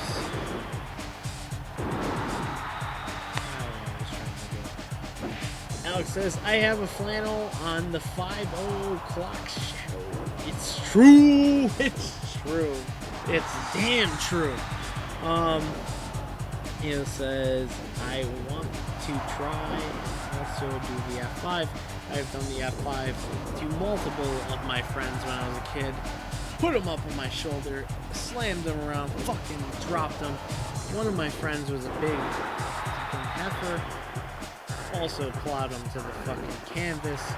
We played wrestling. We played wrestling well, and we also didn't do it like assholes and hurt each other that bad. Probably put the walls of Jericho very hard on one of my friends. I did hurt one of my friends so bad that he was able to like crack his chest by doing this or this. You can hear the sternum crack. Sorry. He's a cop now, it's fine. Teddy says, I'll suck the poison out of you, bro. Trust. Yo, I don't know what that's saying, but anybody that wants to play Splatoon, I will put my Twitch profile inside of the Retro Sports Gaming Discord. We could play some fucking tune that's not even relevant to your comment. Fuck your comment. Fuck your poison comment. Jason says Melface was talking about a story you told earlier. I don't even know what I'm talking about. Alright, scroll down. Melface says, at Matt, I was replying to what you said earlier. I don't even know what you were saying. 10 minutes in, one person eliminated in this Rumble. Lumberjack Cracks piling Kurt Angle to the mat. We might have to stop this. Eli says, I tried to message his girl. She never replied back for 2 days. Told today is the 4th day. She hasn't replied. She will be right back. No reply. Eli, my response to you is, it's trying times right now. We're out here in the COVID life, and dating's hard. Dating's harder than ever. People aren't allowed to be 6 feet within each other. Chris Jericho's losing it on the mat, and I don't know what you can do about that, bud. But you know what? Who cares? If she's not replying, she's not interested. Move on. Repeat. You're not going to convince her. Just be yourself. Find the person that actually gives a shit. There you go. Teddy says, there's not much to add there. Jason says, I had to block Teddy. Why did you block Teddy? What did Teddy do to you? I'm out of work. Yeah, dude. I've been out of work for a while. Crazy Buffaloes. If you ain't having girl problems off your bed with your son, but got 99 problems, brother. Stitch. Lilo and Stitch ain't one. Teddy Belcher says, I saw the Patriot last matches. He beat them 3 weeks in a row. I saw.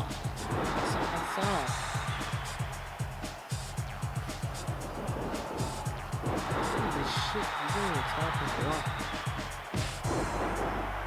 We saw something. Jason says, 10 people watching. Apologize. New people watching if I haven't gotten to your comment yet. Jason says, what a vision you had. I don't know. Alex says, lay off the mushrooms. You're on planet Zebulon. And probably on Zebulon. I wish I was if I ate. Teddy says, ICP did it first but never got to the WF. Doink did. We're talking about Juggalos? What's happening? We are 12 minutes into this matchup. One person eliminated. Wait, no one... Wait, is anybody eliminated? Oh, somebody is, because Angle's in the match. Holy shit, this is bad. Alright. We're gonna end this. That's awful.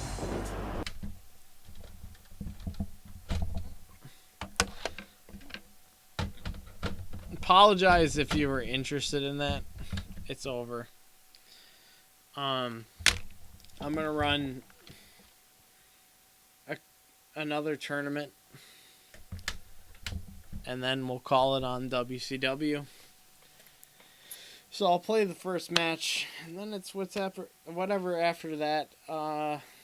If you have not already, damn it, abusing my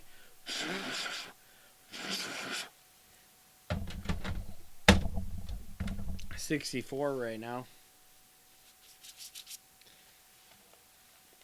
So I'm going to pick my character.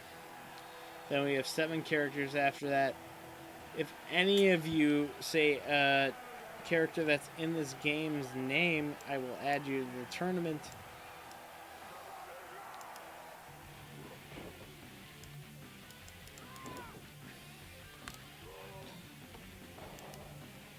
except the chat is not scrolling. All right, cool. I will do a tournament.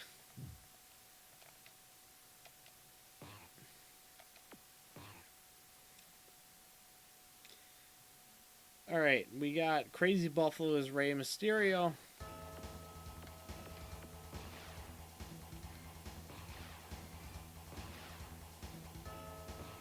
So I am gonna be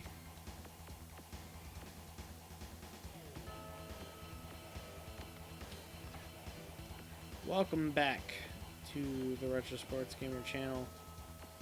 I am gonna be Scott Hall. No, you know what? I'm gonna be Taka Michinoko as Black Belt,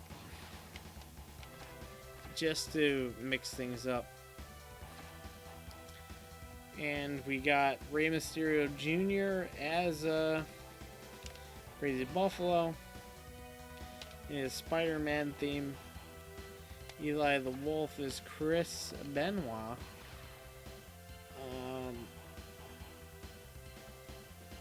Eric Bischoff as Alex.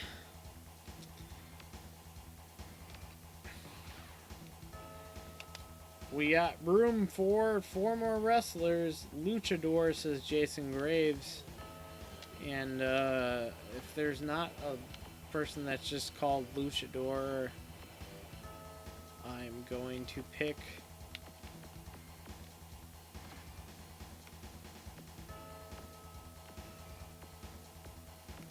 go with the unknown, because that feels appropriate. Oh, he says Ultimo Dragon again. Alright, you're back to the Ultimo Dragon. Let's go with a different outfit with the black one. Rogue Gamer says Brian. I don't know if he's trolling, but I'm going to pick whatever character has the name Brian in its name.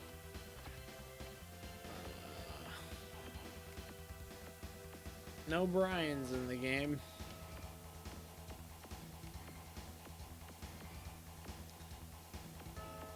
Oh.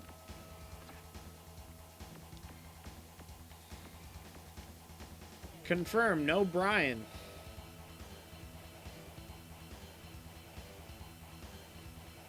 We got 3 wrestlers left to be picked. Jason doesn't know any other wrestlers.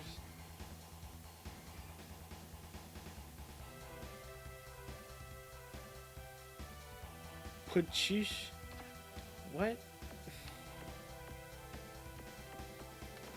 Okay, so Alex requests this bloke.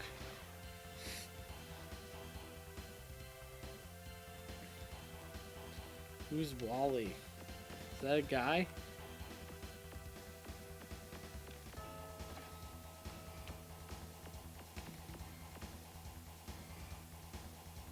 Sanic?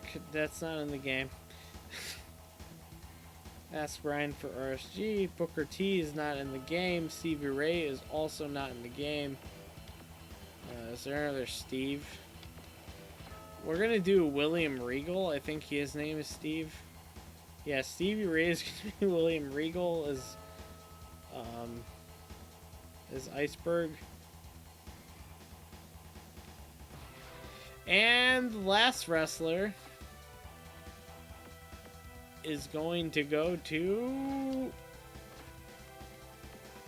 the one and only, the only guy that deserves to just randomly be picked, unfortunately, is Hulk Hogan.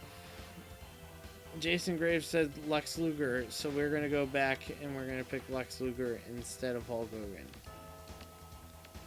There you go, red, white, and blue. Alright, I'm going to play this first matchup as Taka Michinoko versus Rey Mysterio. Japan versus Mexico. As I stated earlier, this game is WCW versus nWo Revenge. Shit. World War 10. World War 10. World Tour. And it's based off of Virtual Pro Wrestling. And the wrestler I'm fighting with is Taka Michinoko, who became a wrestler in the WWF. And he's actually wearing very similar trunks to what he wore in the WWF. Also, No Mercy, as we were playing a second ago. And I might kick Rey Mysterio's ass, who I was saying earlier is my favorite cruiserweight of all time. But Tokyo versus Japan. I mean, they're just fighting different wrestling matchups than what I was expecting, you know?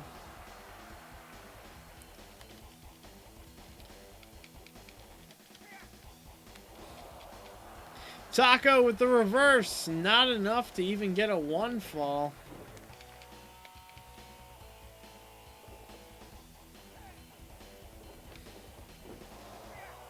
You guys are commenting, but I can't read it because honestly, it's been a long alcohol drink day for Lumberjack Cracks. This is what you need to come to expect. I don't know if anybody is watching since the beginning except Adam, which I think is still watching. But I used to get pretty drunk doing this. Independent Union in the middle of the ring. I mean, that's literally his finisher. I don't know why that's like a regular move. That's the Taka driver, Michinoka driver into a pin. But that's this game, so I can keep doing his finisher over and over again.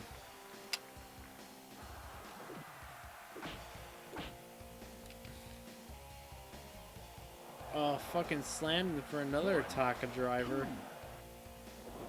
Rey Mysterio, fucking, he's got his spirit up. Let's see if he can fucking Frankensteiner me to the mat, but I don't think he can. Fucking scrub ass pansy boy doesn't even know what finisher he wants to do. You want a 619 my ass? Fucking, I'm pretty drunk. Anyway.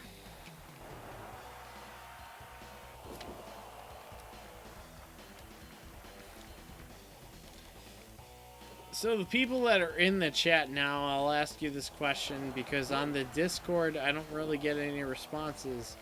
After this game, do you want to see me play WCW nWo Revenge? Or would you like to see me move further into the No Mercy Championship storyline?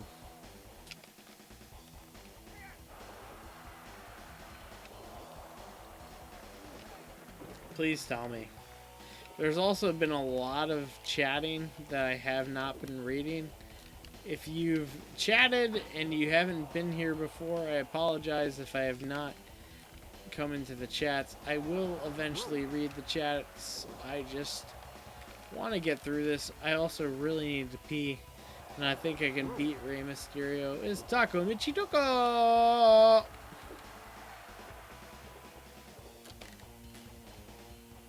Like, literally, all I can do is a Taka driver. And, basically, when it decides that you've hit your special, it hits your special. And that's a Razor's Edge into a powerbomb. 1, 2, 3. Beat Rey Mysterio with the Razor's Edge into a pin.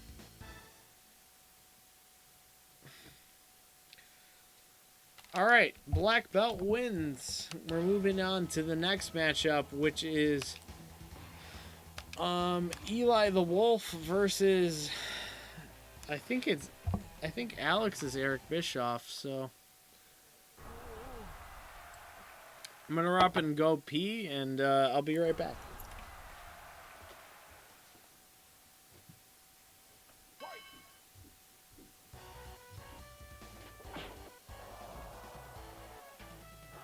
One.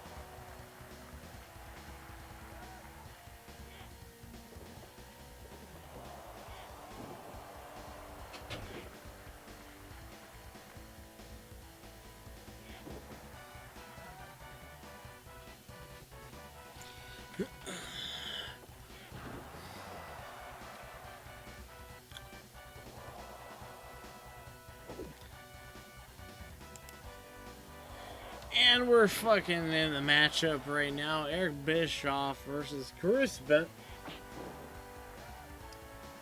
And looks like Chris Benoit is throwing some hard kicks into Eric Bischoff. There are too many comments for me to keep up with. So if anything hasn't been read to the point where I'm about to read, I apologize. And if you want it to be said again, you're gonna have to say it again.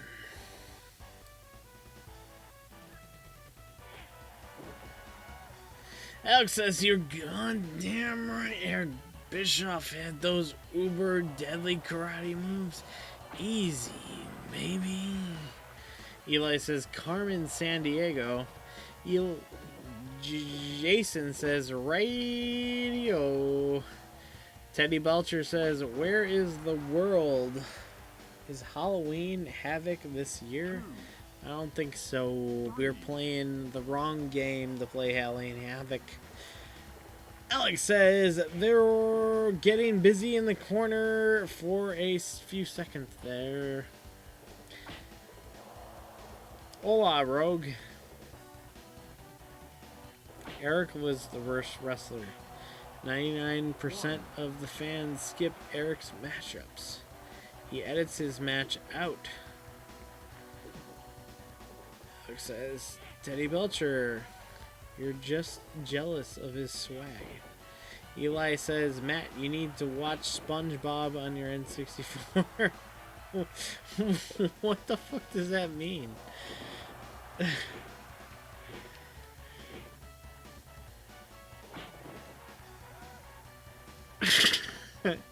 I was trying to decide whether or not I was going to try to do the intro impression, and I decided not to. I was Boogie Nights. Disco made me nWo. Disco Inferno was the shit. I don't believe that based off of the fact that I knew who the Honky Tonk Man was. Was Disco Inferno really cool? Because I don't really feel it. Because Disco Inferno seems like another shitty version of the Honky Tonk Man, which also fucking sucks. I really don't like the Honky Tonk Man. The only good thing he has about him is he is cousins with Jerry the King Lawler. Who's funny because he is great. Jason said this sounds like the original NCAA football. Good music. Alex says, actually, Halloween Havoc was a WCW pay-per-view. It was. I know that. Who are you telling? I can put in Revenge right now. I'll put in Revenge after this. Does anybody want to see this conclude? I will slap Revenge in if everybody is okay with that. If one person says put Revenge in instead of this game, I will turn this off and turn on Revenge. I will stream Revenge on a different day, but I honestly would like you all to see the better version of the WCW games.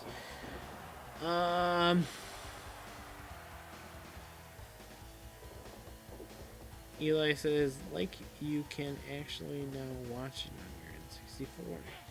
Slam that fat SpongeBob cartridge down! I dance at a place in Hollywood nightclub. Matt, you are seriously deluded.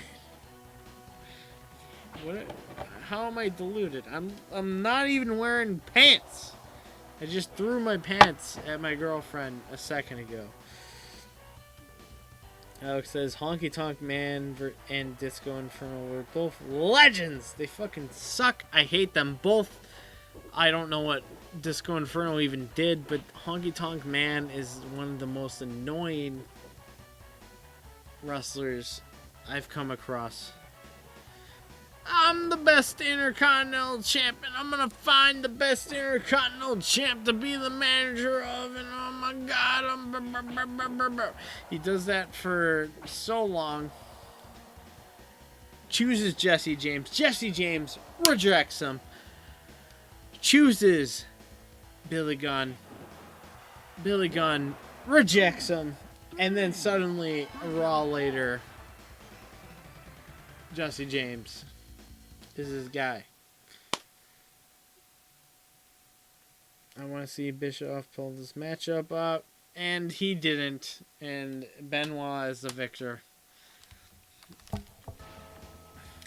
Ultimo versus Scott Putski.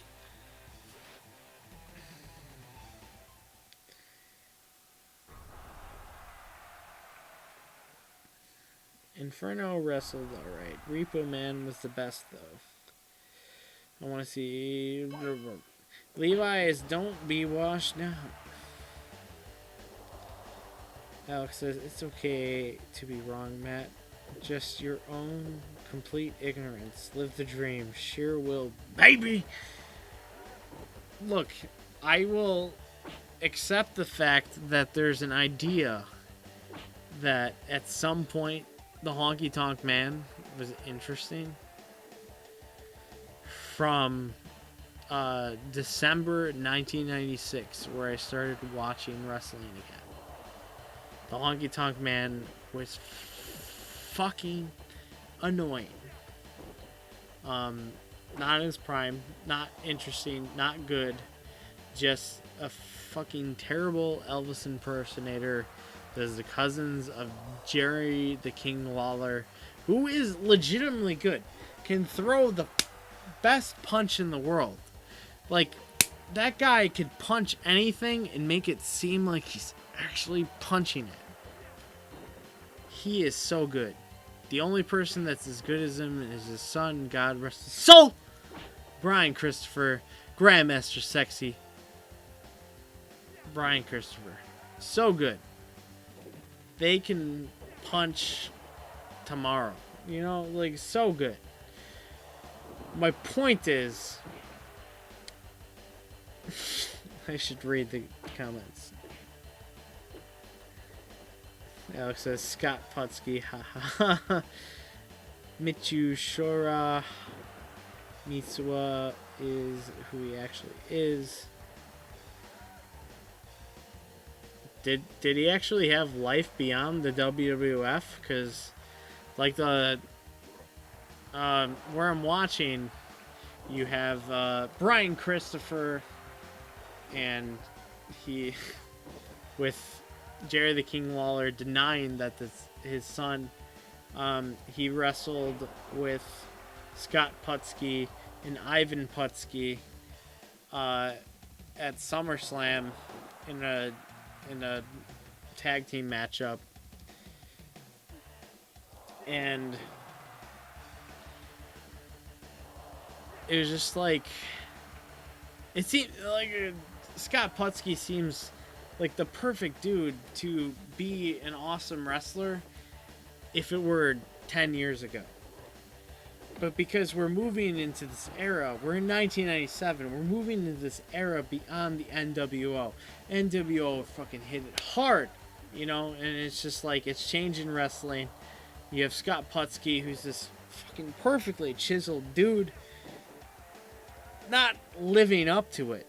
And you have Brian Christopher being put over by his dad, not pretending that it's his dad. Blah, blah, blah. Words, they're hard. I don't know, man. Anyway, I'm gonna read the comments and stop talking.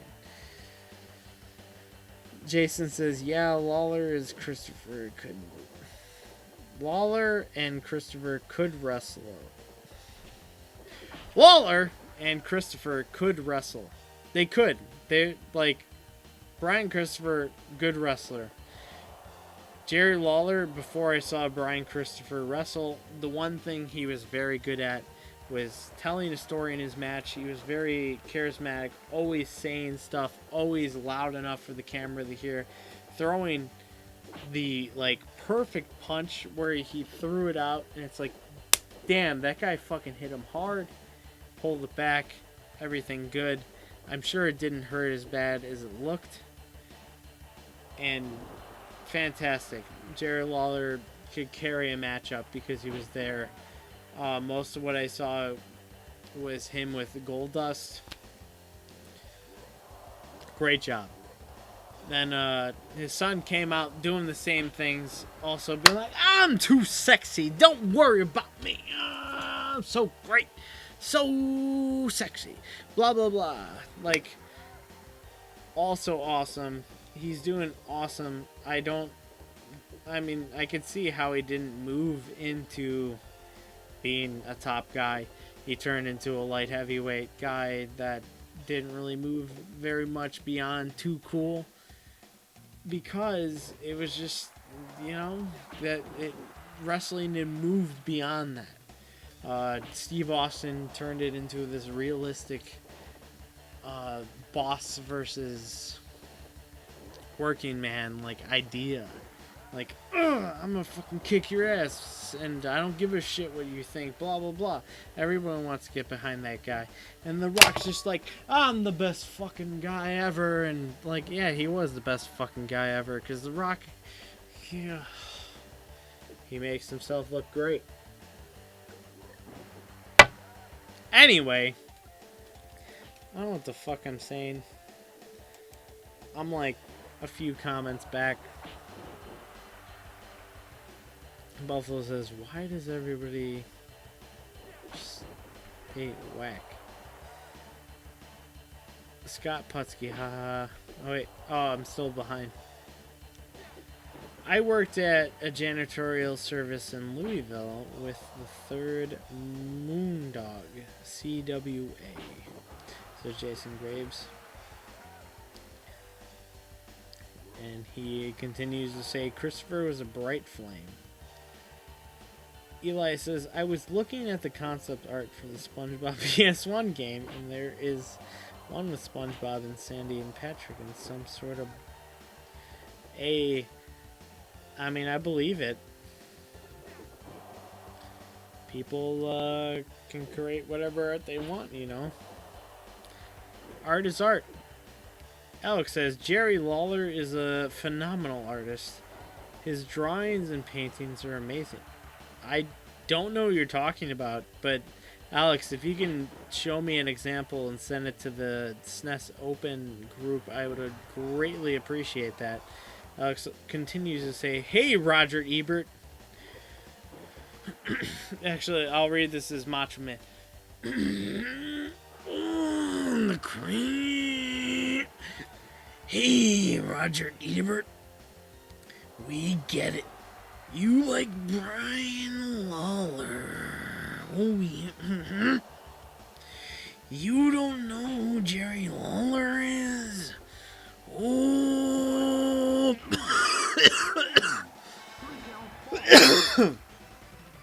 Sorry, I went to my limit.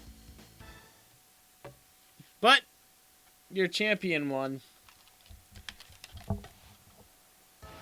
And we're on to our last matchup between William Regal and Lex Luger.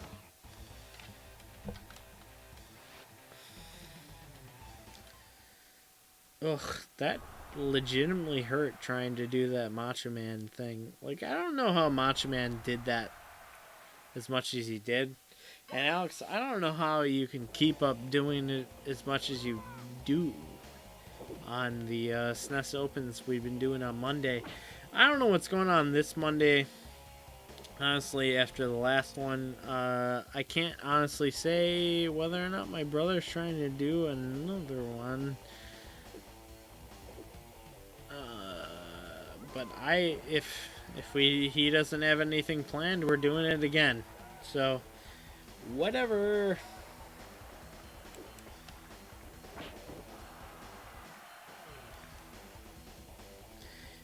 Eli says the bondage type art that would happen would only be me and my girlfriend's persona in a cute way. Eli, if that's something that is interesting to you, by all means, do not stray away from your interests. That's totally fine. Do it. Do whatever you want. That's fine. Do it. It's fine. I don't know what else I was going to add. But not too extreme. Get extreme, baby. Anyway, Jason says, smiley face. Alex says, yeah.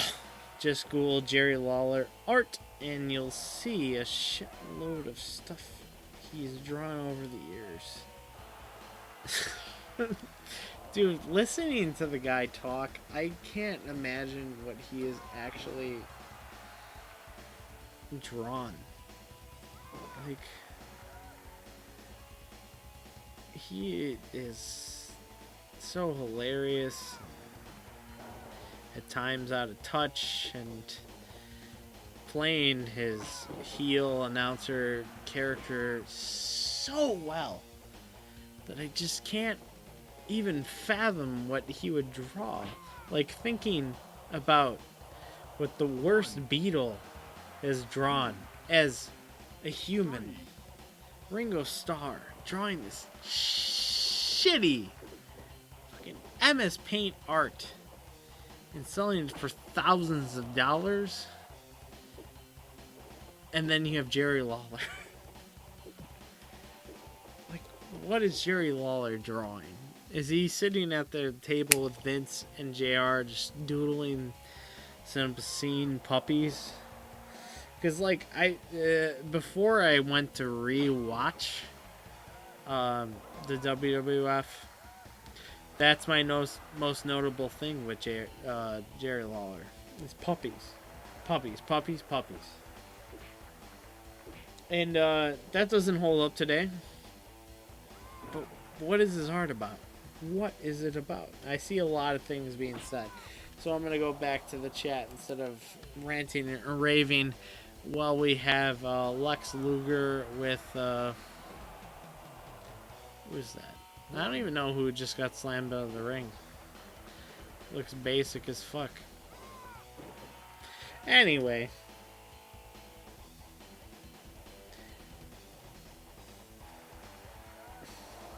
Arizona Coyotes will win 2020 Stanley Cup. That is a fact, says Crazy Buffalo. Sounds kind of crazy. Eli says, I don't have a girlfriend at the moment, though. Eli, you don't need a girlfriend. Don't worry about it. Life goes on.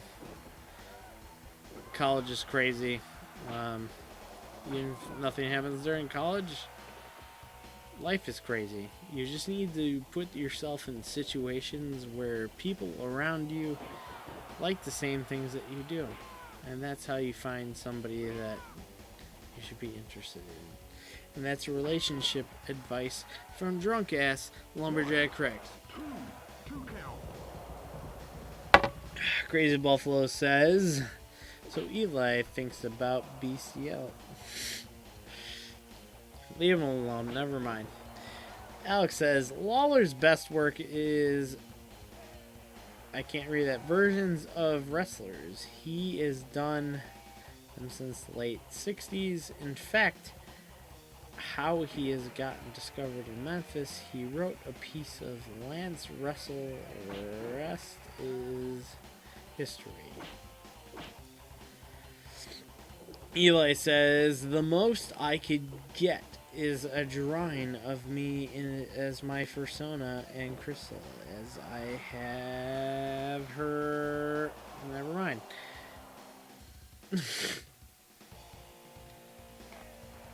I mean, how naked is naked with fur, you know, Eli? Anyway, Alex says Jerry Jarrett took Lawler on as an artist for the programs in Memphis. He became a wrestler shortly after in the early 1970s. Alright, and we're back to almost live.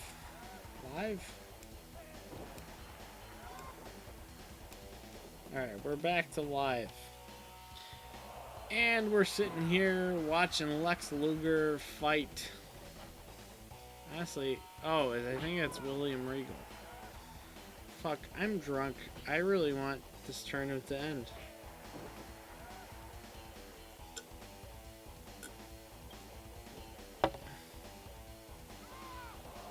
Do it, Crazy Buffalo. 1, 2, 2 count. Do it!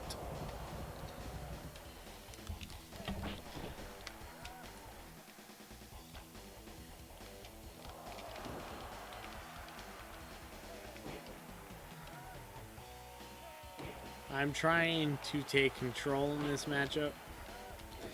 It's not working.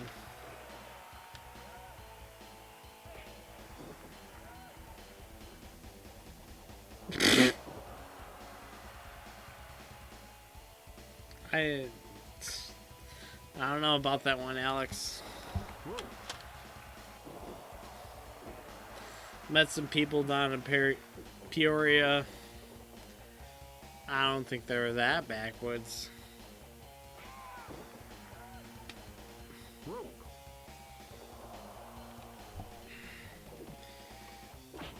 Actually, in Peoria was where I was. I broke bread with the furries. Those were some good people. I liked them. I'm not going to elaborate a lot on that situation, just because this is a public forum. And it's pretty funny, and honestly, it was a very good time. I could tell you about the one asshole that was just like, this shit's gay the whole time. He really didn't like furries, and the whole time I was like, hey, these people are letting you drink. You need to shut the fuck up.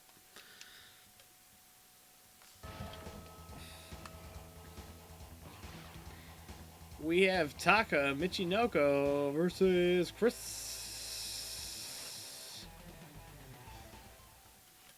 Benoit.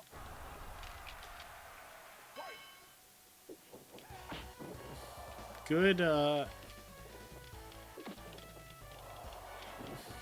drop kick from me.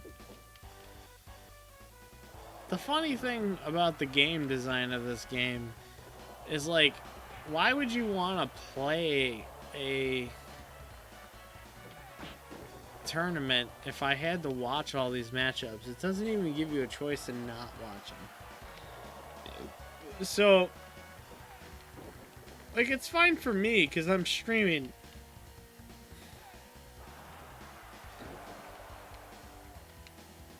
I can tell people that they are watching. And that they are the characters that are happening. But, like, so that, oh, I am noticing this right now. There is a little bit of change. So instead of this being outside, you can kind of tell that this is a stadium. Earlier I said that there isn't really a difference. Honestly, it's not too much of a difference. Really, who really cares? That little bit we watched of No Mercy in the middle of this video. If any new person has gotten this far, God bless you. I mean, seriously. You have to really like Drunk Matt that much to get this far?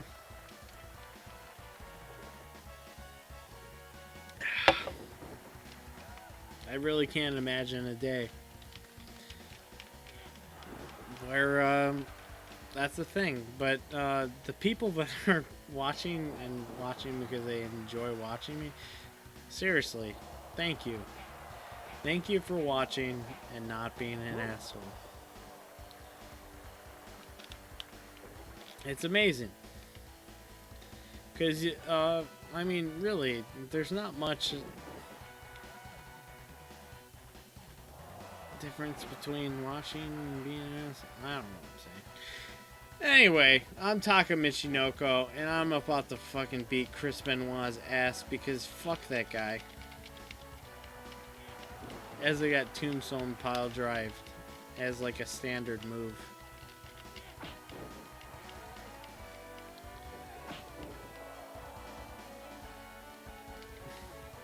What time? It's fucking 3:30? What the fuck is happening? I didn't realize it was late.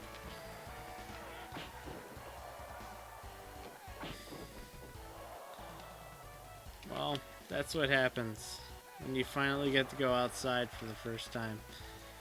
You want to go home and stream, and then you realize you've been streaming for like 10 hours. 2.5 hours? No problem.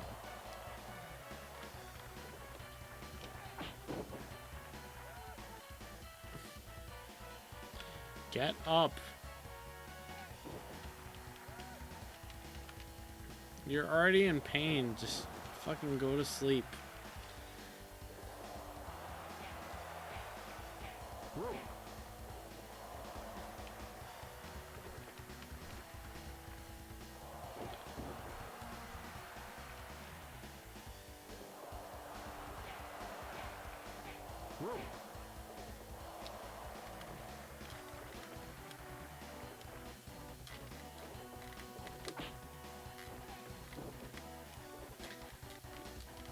I don't know if there's more modes in this game that makes this more interesting.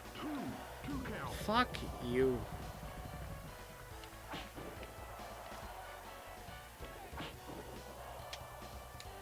Oh, I didn't even have to do anything, but I have my special. This should be a Taka Michinoko driver, but it turned into a Razor's Edge powerbomb pin. And get Chris Benoit's ass the fuck out of here. Taka finishes him. And we're gonna go into our second to last match between Pooch versus William Regal.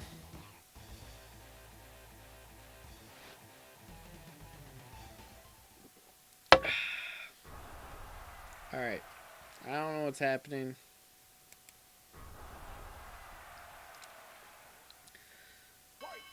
Alex says, it's 4:30 here. You kept me up all night, you asshole. I am sorry. It's 4:30 here. Wait. It's 4:30 here, and you kept me up. Nope, never mind. It's only 3:30. It's pretty early. Never mind. Let's keep going. If you didn't enjoy that, fuck you.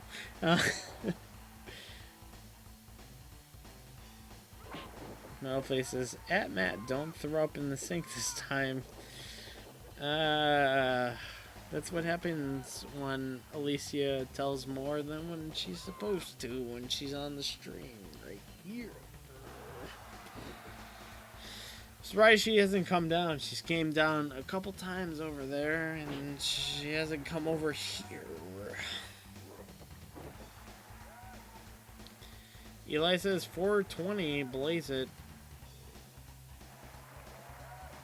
In Illinois, that's legal. That's kind of been a funny thing that's been dwarfed within the Corona veil.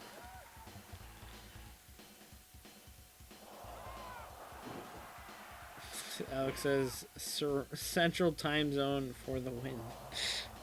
Yeah, 3:30. I don't know, man. Like, my whole life during this whole thing is not been relevant to normal time zones, and I kind of don't feel apologetic about that, because that's how I kind of feel normal anyway.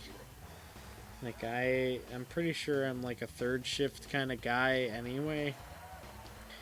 I worked second shift for a few years. Always kind of wanted to work third shift, because that's when I feel the most awake. Second shift's not bad. First shift, fuck you. Why do we need to do this early? Alex says, we have Central Time Zone here. It's between Nashville and Knoxville while you're going up a mountain pass.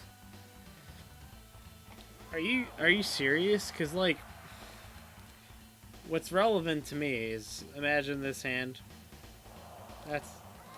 This is Illinois over here. Here is Northwest Indiana.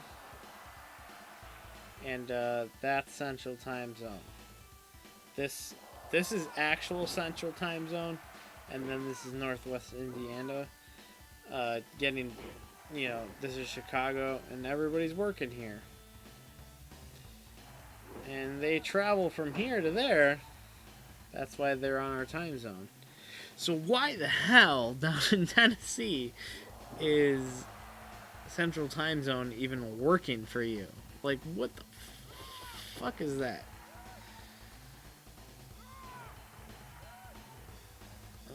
Eli says, my time zone is Eastern. I know that, Eli.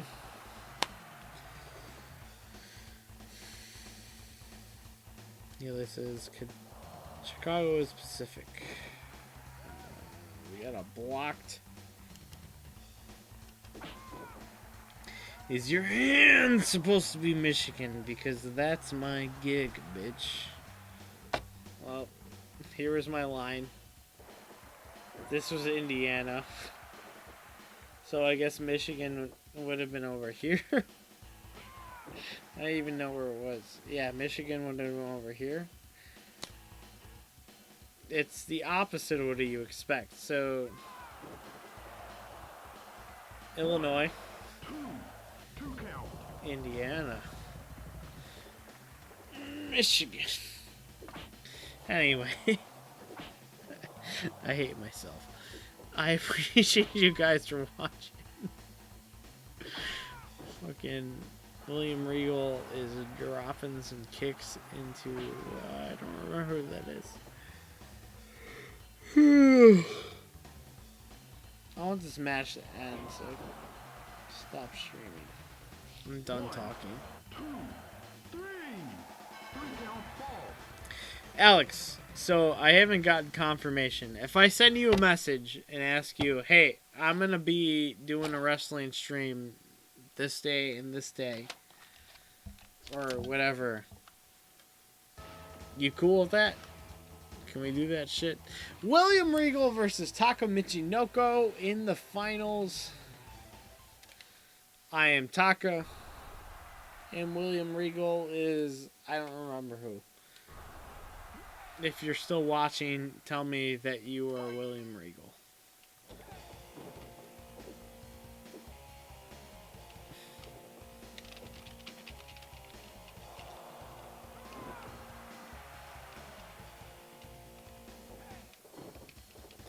So if you're going to make an ECW wrestling game of this era, the arenas that we're playing in is what ECW should feel like. You know? It kind of feels small and like a bingo hall.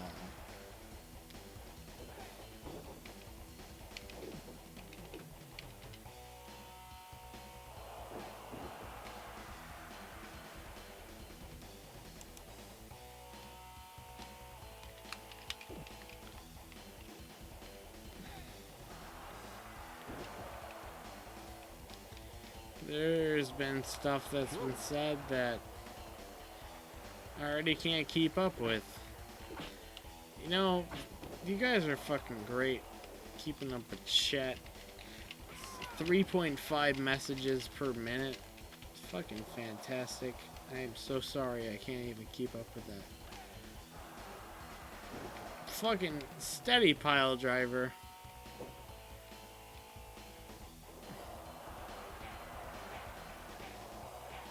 It definitely changed the pin button in this game. I don't know what it is. So let's get William Regal's ass out of this ring. 1, 2.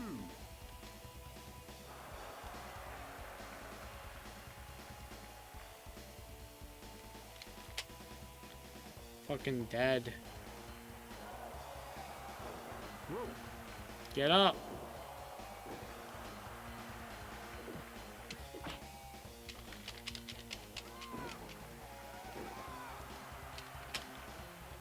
Fucking dead. 1.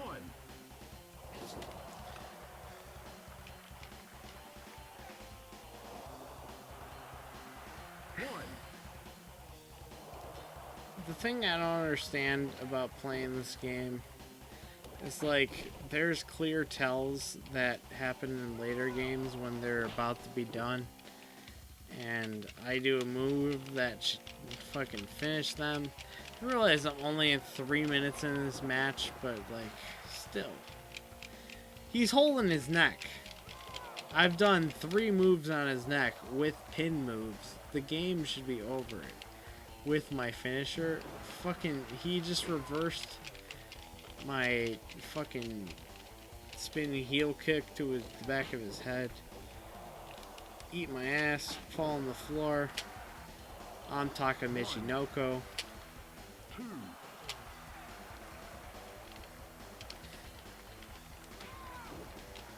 Shit, you guys are beyond what I was even at for chat. Whoa.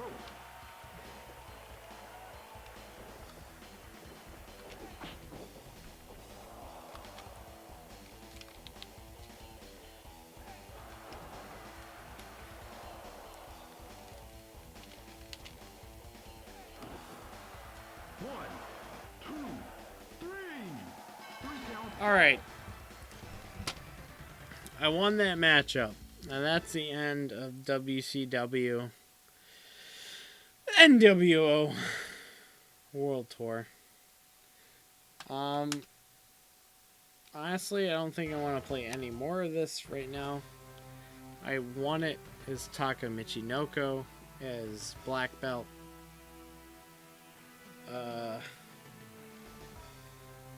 Brad Land says Taka. Jason says that's all right, Matt. We appreciate you, man. I appreciate it, Jason. You guys have been talking a lot. I don't know if I can keep up with that. I mean, it's going to be like another 10 to 20 minutes with me reading through the comments. So if anybody wanted to say anything to me before we end the idea of this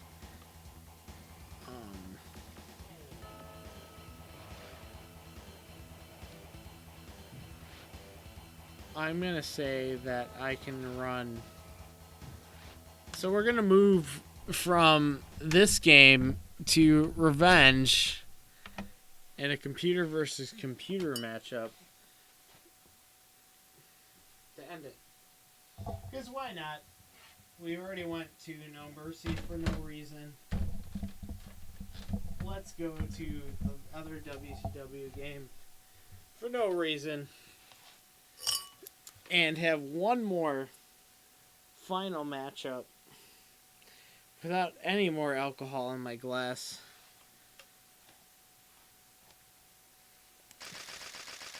Where I'm not playing.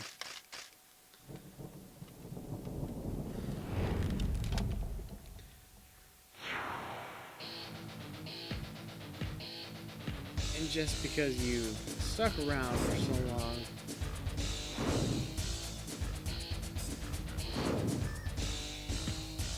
you can have one last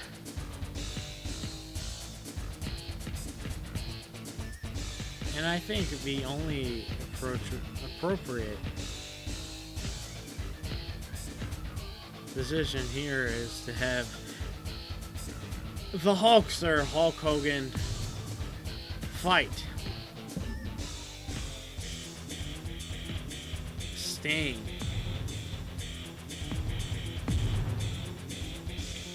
Why not? If any of you don't like it, I don't care. Anyway, let's look at the chat. Holy shit, you guys are gonna be chatting again.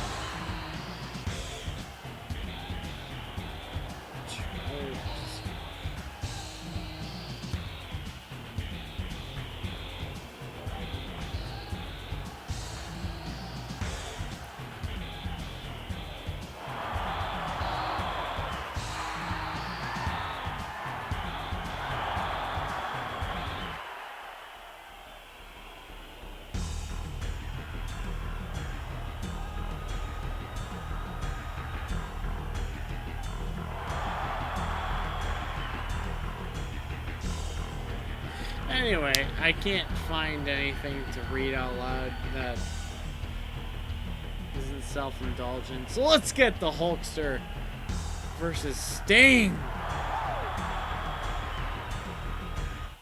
The WCW superstar that did not come to the WWF for a very long time. I actually don't remember when that happened. It was against Triple H.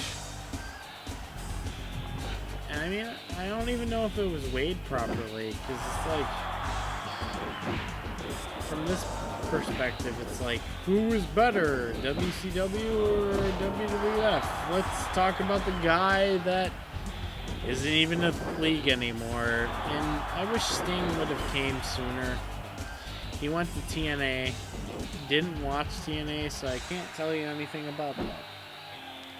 Alex says, Matt, you're an annoying little twat when you can't hold his alcohol. You piss every 5 seconds. But I love you anyway. Jason Graves says, same here, Eli. I would have rejected issues and happens to me. I don't know what you're saying. Eli says, not to get controversial, but okay. That's not where I need to go on this opinion, but I'm not trying to deter anything. Eli, yeah, in my experience, it's true, and you will not go. I'm not about that life now. But I just do what I do. Eli says, I just believe in myself, and I think that is the most important thing.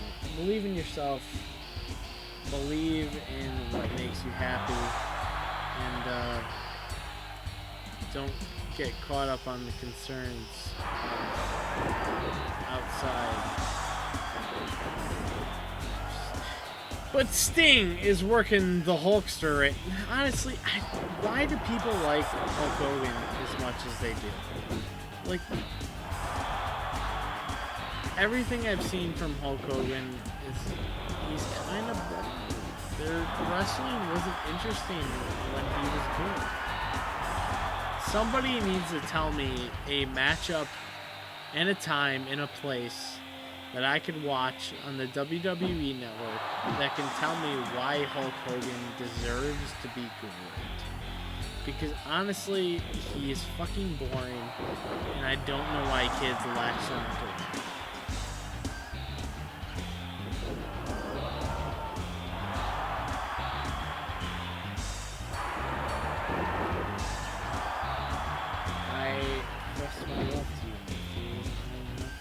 It's enough for me. I don't know what I did to you. I'm sorry. Eli says, when I used to...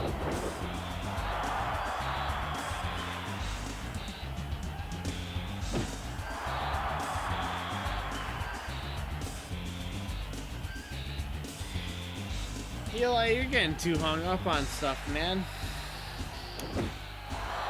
I've been there. I've done that. It's fine. You'll make it. You'll make it, dude. From the little bit I've talked to you, you'll make it. You're fine. She might not want to talk about old video games from long ago. But you know what? Just change the conversation to something that you might both agree on. It's fine. It's great. Make her laugh. Don't be boring.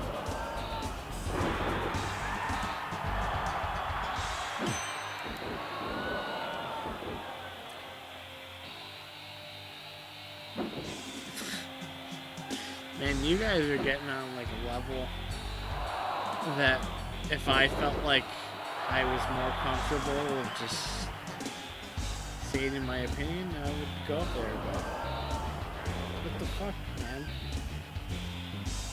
Hulk Hogan, come on. Had to be their homes. He drew boatloads of money for Vince in the 1980s and pretty much helped kill off all the territories and change wrestling. I, for one, miss all the old territories.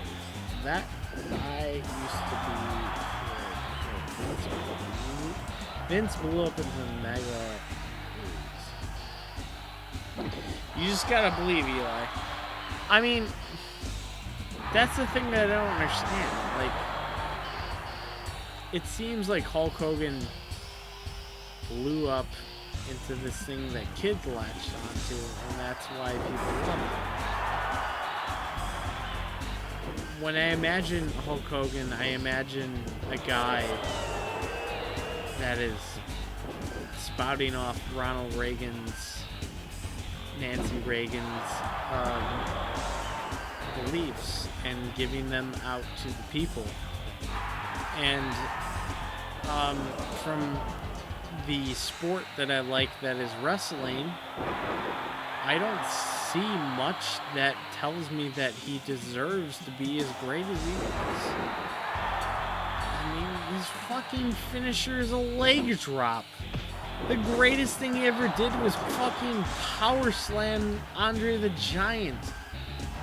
Like, I mean, look at what anybody has ever did to the Big Show. He's like just as big as the guy. It's just ridiculous. Just ridiculous.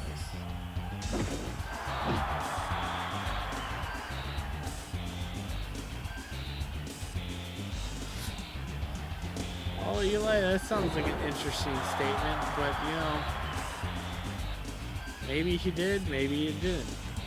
Maybe you're running into an opportunity to learn a little more about the past before you were past.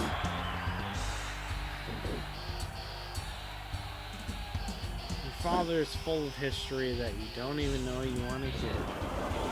Alex says you gotta have to realized that Hulk Hogan got national recognition with Rocky 3 was the lie star.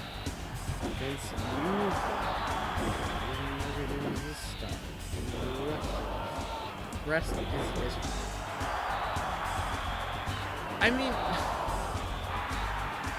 the only thing that Rocky 3 tells me about Hulk Hogan is that he was bigger than everybody else. And I don't even know if that really says anything as far as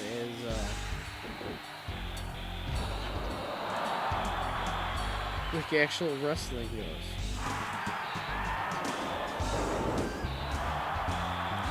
Hulk was big, but I don't think he just doesn't deserve it. There's a reason why when I chose this matchup that I made him be the Hulkster and not Hollywood Hulk Hogan. And it's because I wanted him to stand against his 90s counterpart of ripping off a movie, The Crow, Sting, somebody that was on the same level, but now adopting this 90s shit that had happened to him. And Sting, I think, is better. Hulk Hogan, when I look at it from hindsight, his 90s persona just looks washed up. It's like he was a guy about vitamins and blah blah blah, and fucking even Macho Man even says that when they're at fucking Disney World at a Nitro. He's disappointed in him. And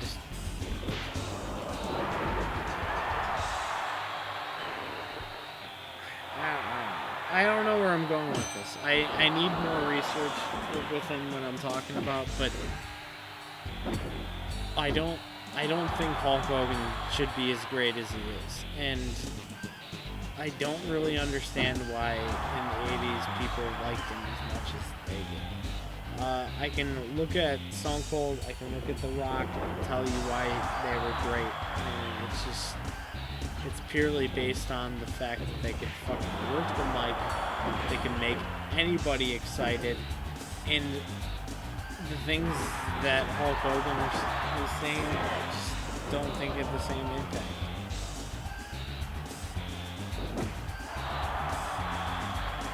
Alex says, the 80s wrestling was a lot different from the wrestling you grew up on. Different moves, different psychological. I gotta believe, never give up. Alex says, because Rocky 3, Hulk Hogan was a guest on The Tonight Show with Jimmy Carson in 1982. That's how much of a nationwide buzz that he got. I gotta believe. That's right, Eli. This was years before stardom with Vince. Matt, I've been explaining this for the last 10 minutes of why Hulk Hogan is legendary. You're just not listening to me.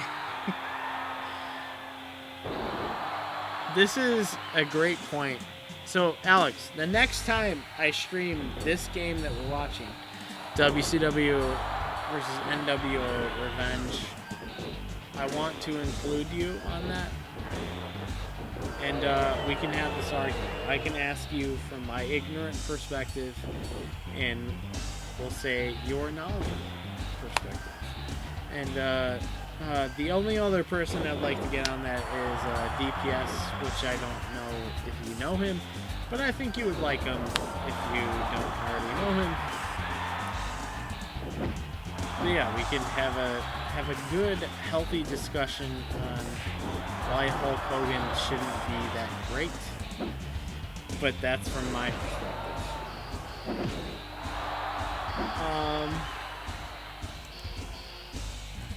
Jason says, talk with me on my channel sometime. Jason Graves on YouTube. Eli says, ooh. Jason says, nah, I get your point, man. Alex says, book it. We'll book it. On June 6th, I am going to Green Bay, and DPS, as I mentioned earlier, will be there in attendance. I will talk to him about also making an appearance. I would love to talk to both of you about wrestling. I want to brush up on some WCW stuff, so maybe I'll start doing that before then, and then maybe I can make my opinion based off of what we are currently watching as far as video games go, and you can give me the context as far as the 80s wrestling goes. From where I'm standing, though, watching from late 1996 to currently July of 1997, I just don't see how wrestling is as interesting as it has become. You can watch one matchup with the AAA wrestling down in Mexico and realize that they're doing way more and putting their bodies on the line way more. And you can watch people in Japan do way more and put their bodies on the line. It's fucking crazy. Anyway, Alex says Hulk Hogan totally sucks as a human being, but as a wrestler, he is on Mount Rushmore. I'll do my best Dusty Rhodes impression, if you will, baby. Yeah, that sounds great. Michael Neal, I saw you retracted the message. Thank you for commenting. I've never seen you before. I appreciate you for popping up. But anyway, so we finished the stream off with nWo, WCW nWo Revenge, and it has been almost 3 hours since I started this one, and I'm probably not going to keep going because I keep rambling, and I'm also out of alcohol. I've had a lot to drink before the stream started, and that's why it's been 3 hours, and I think it's time to stop. It's almost 4 a.m. Anyway, as Alex says, later dudes, see you on Monday, probably. I will get to you, Alex, as far as the SNES Open goes, but I am excited to have your participation there. Alex says, and Eli, keep your chin up. Fucker, I'll drop an elbow on your ass, macho style. Ooh, yeah. Anyway, ta-ta for now. I appreciate you all for watching to this point, and it's fantastic. Seriously, great. You've all played together nicely, and I think it's a perfect time to end the stream. And ta-ta for now.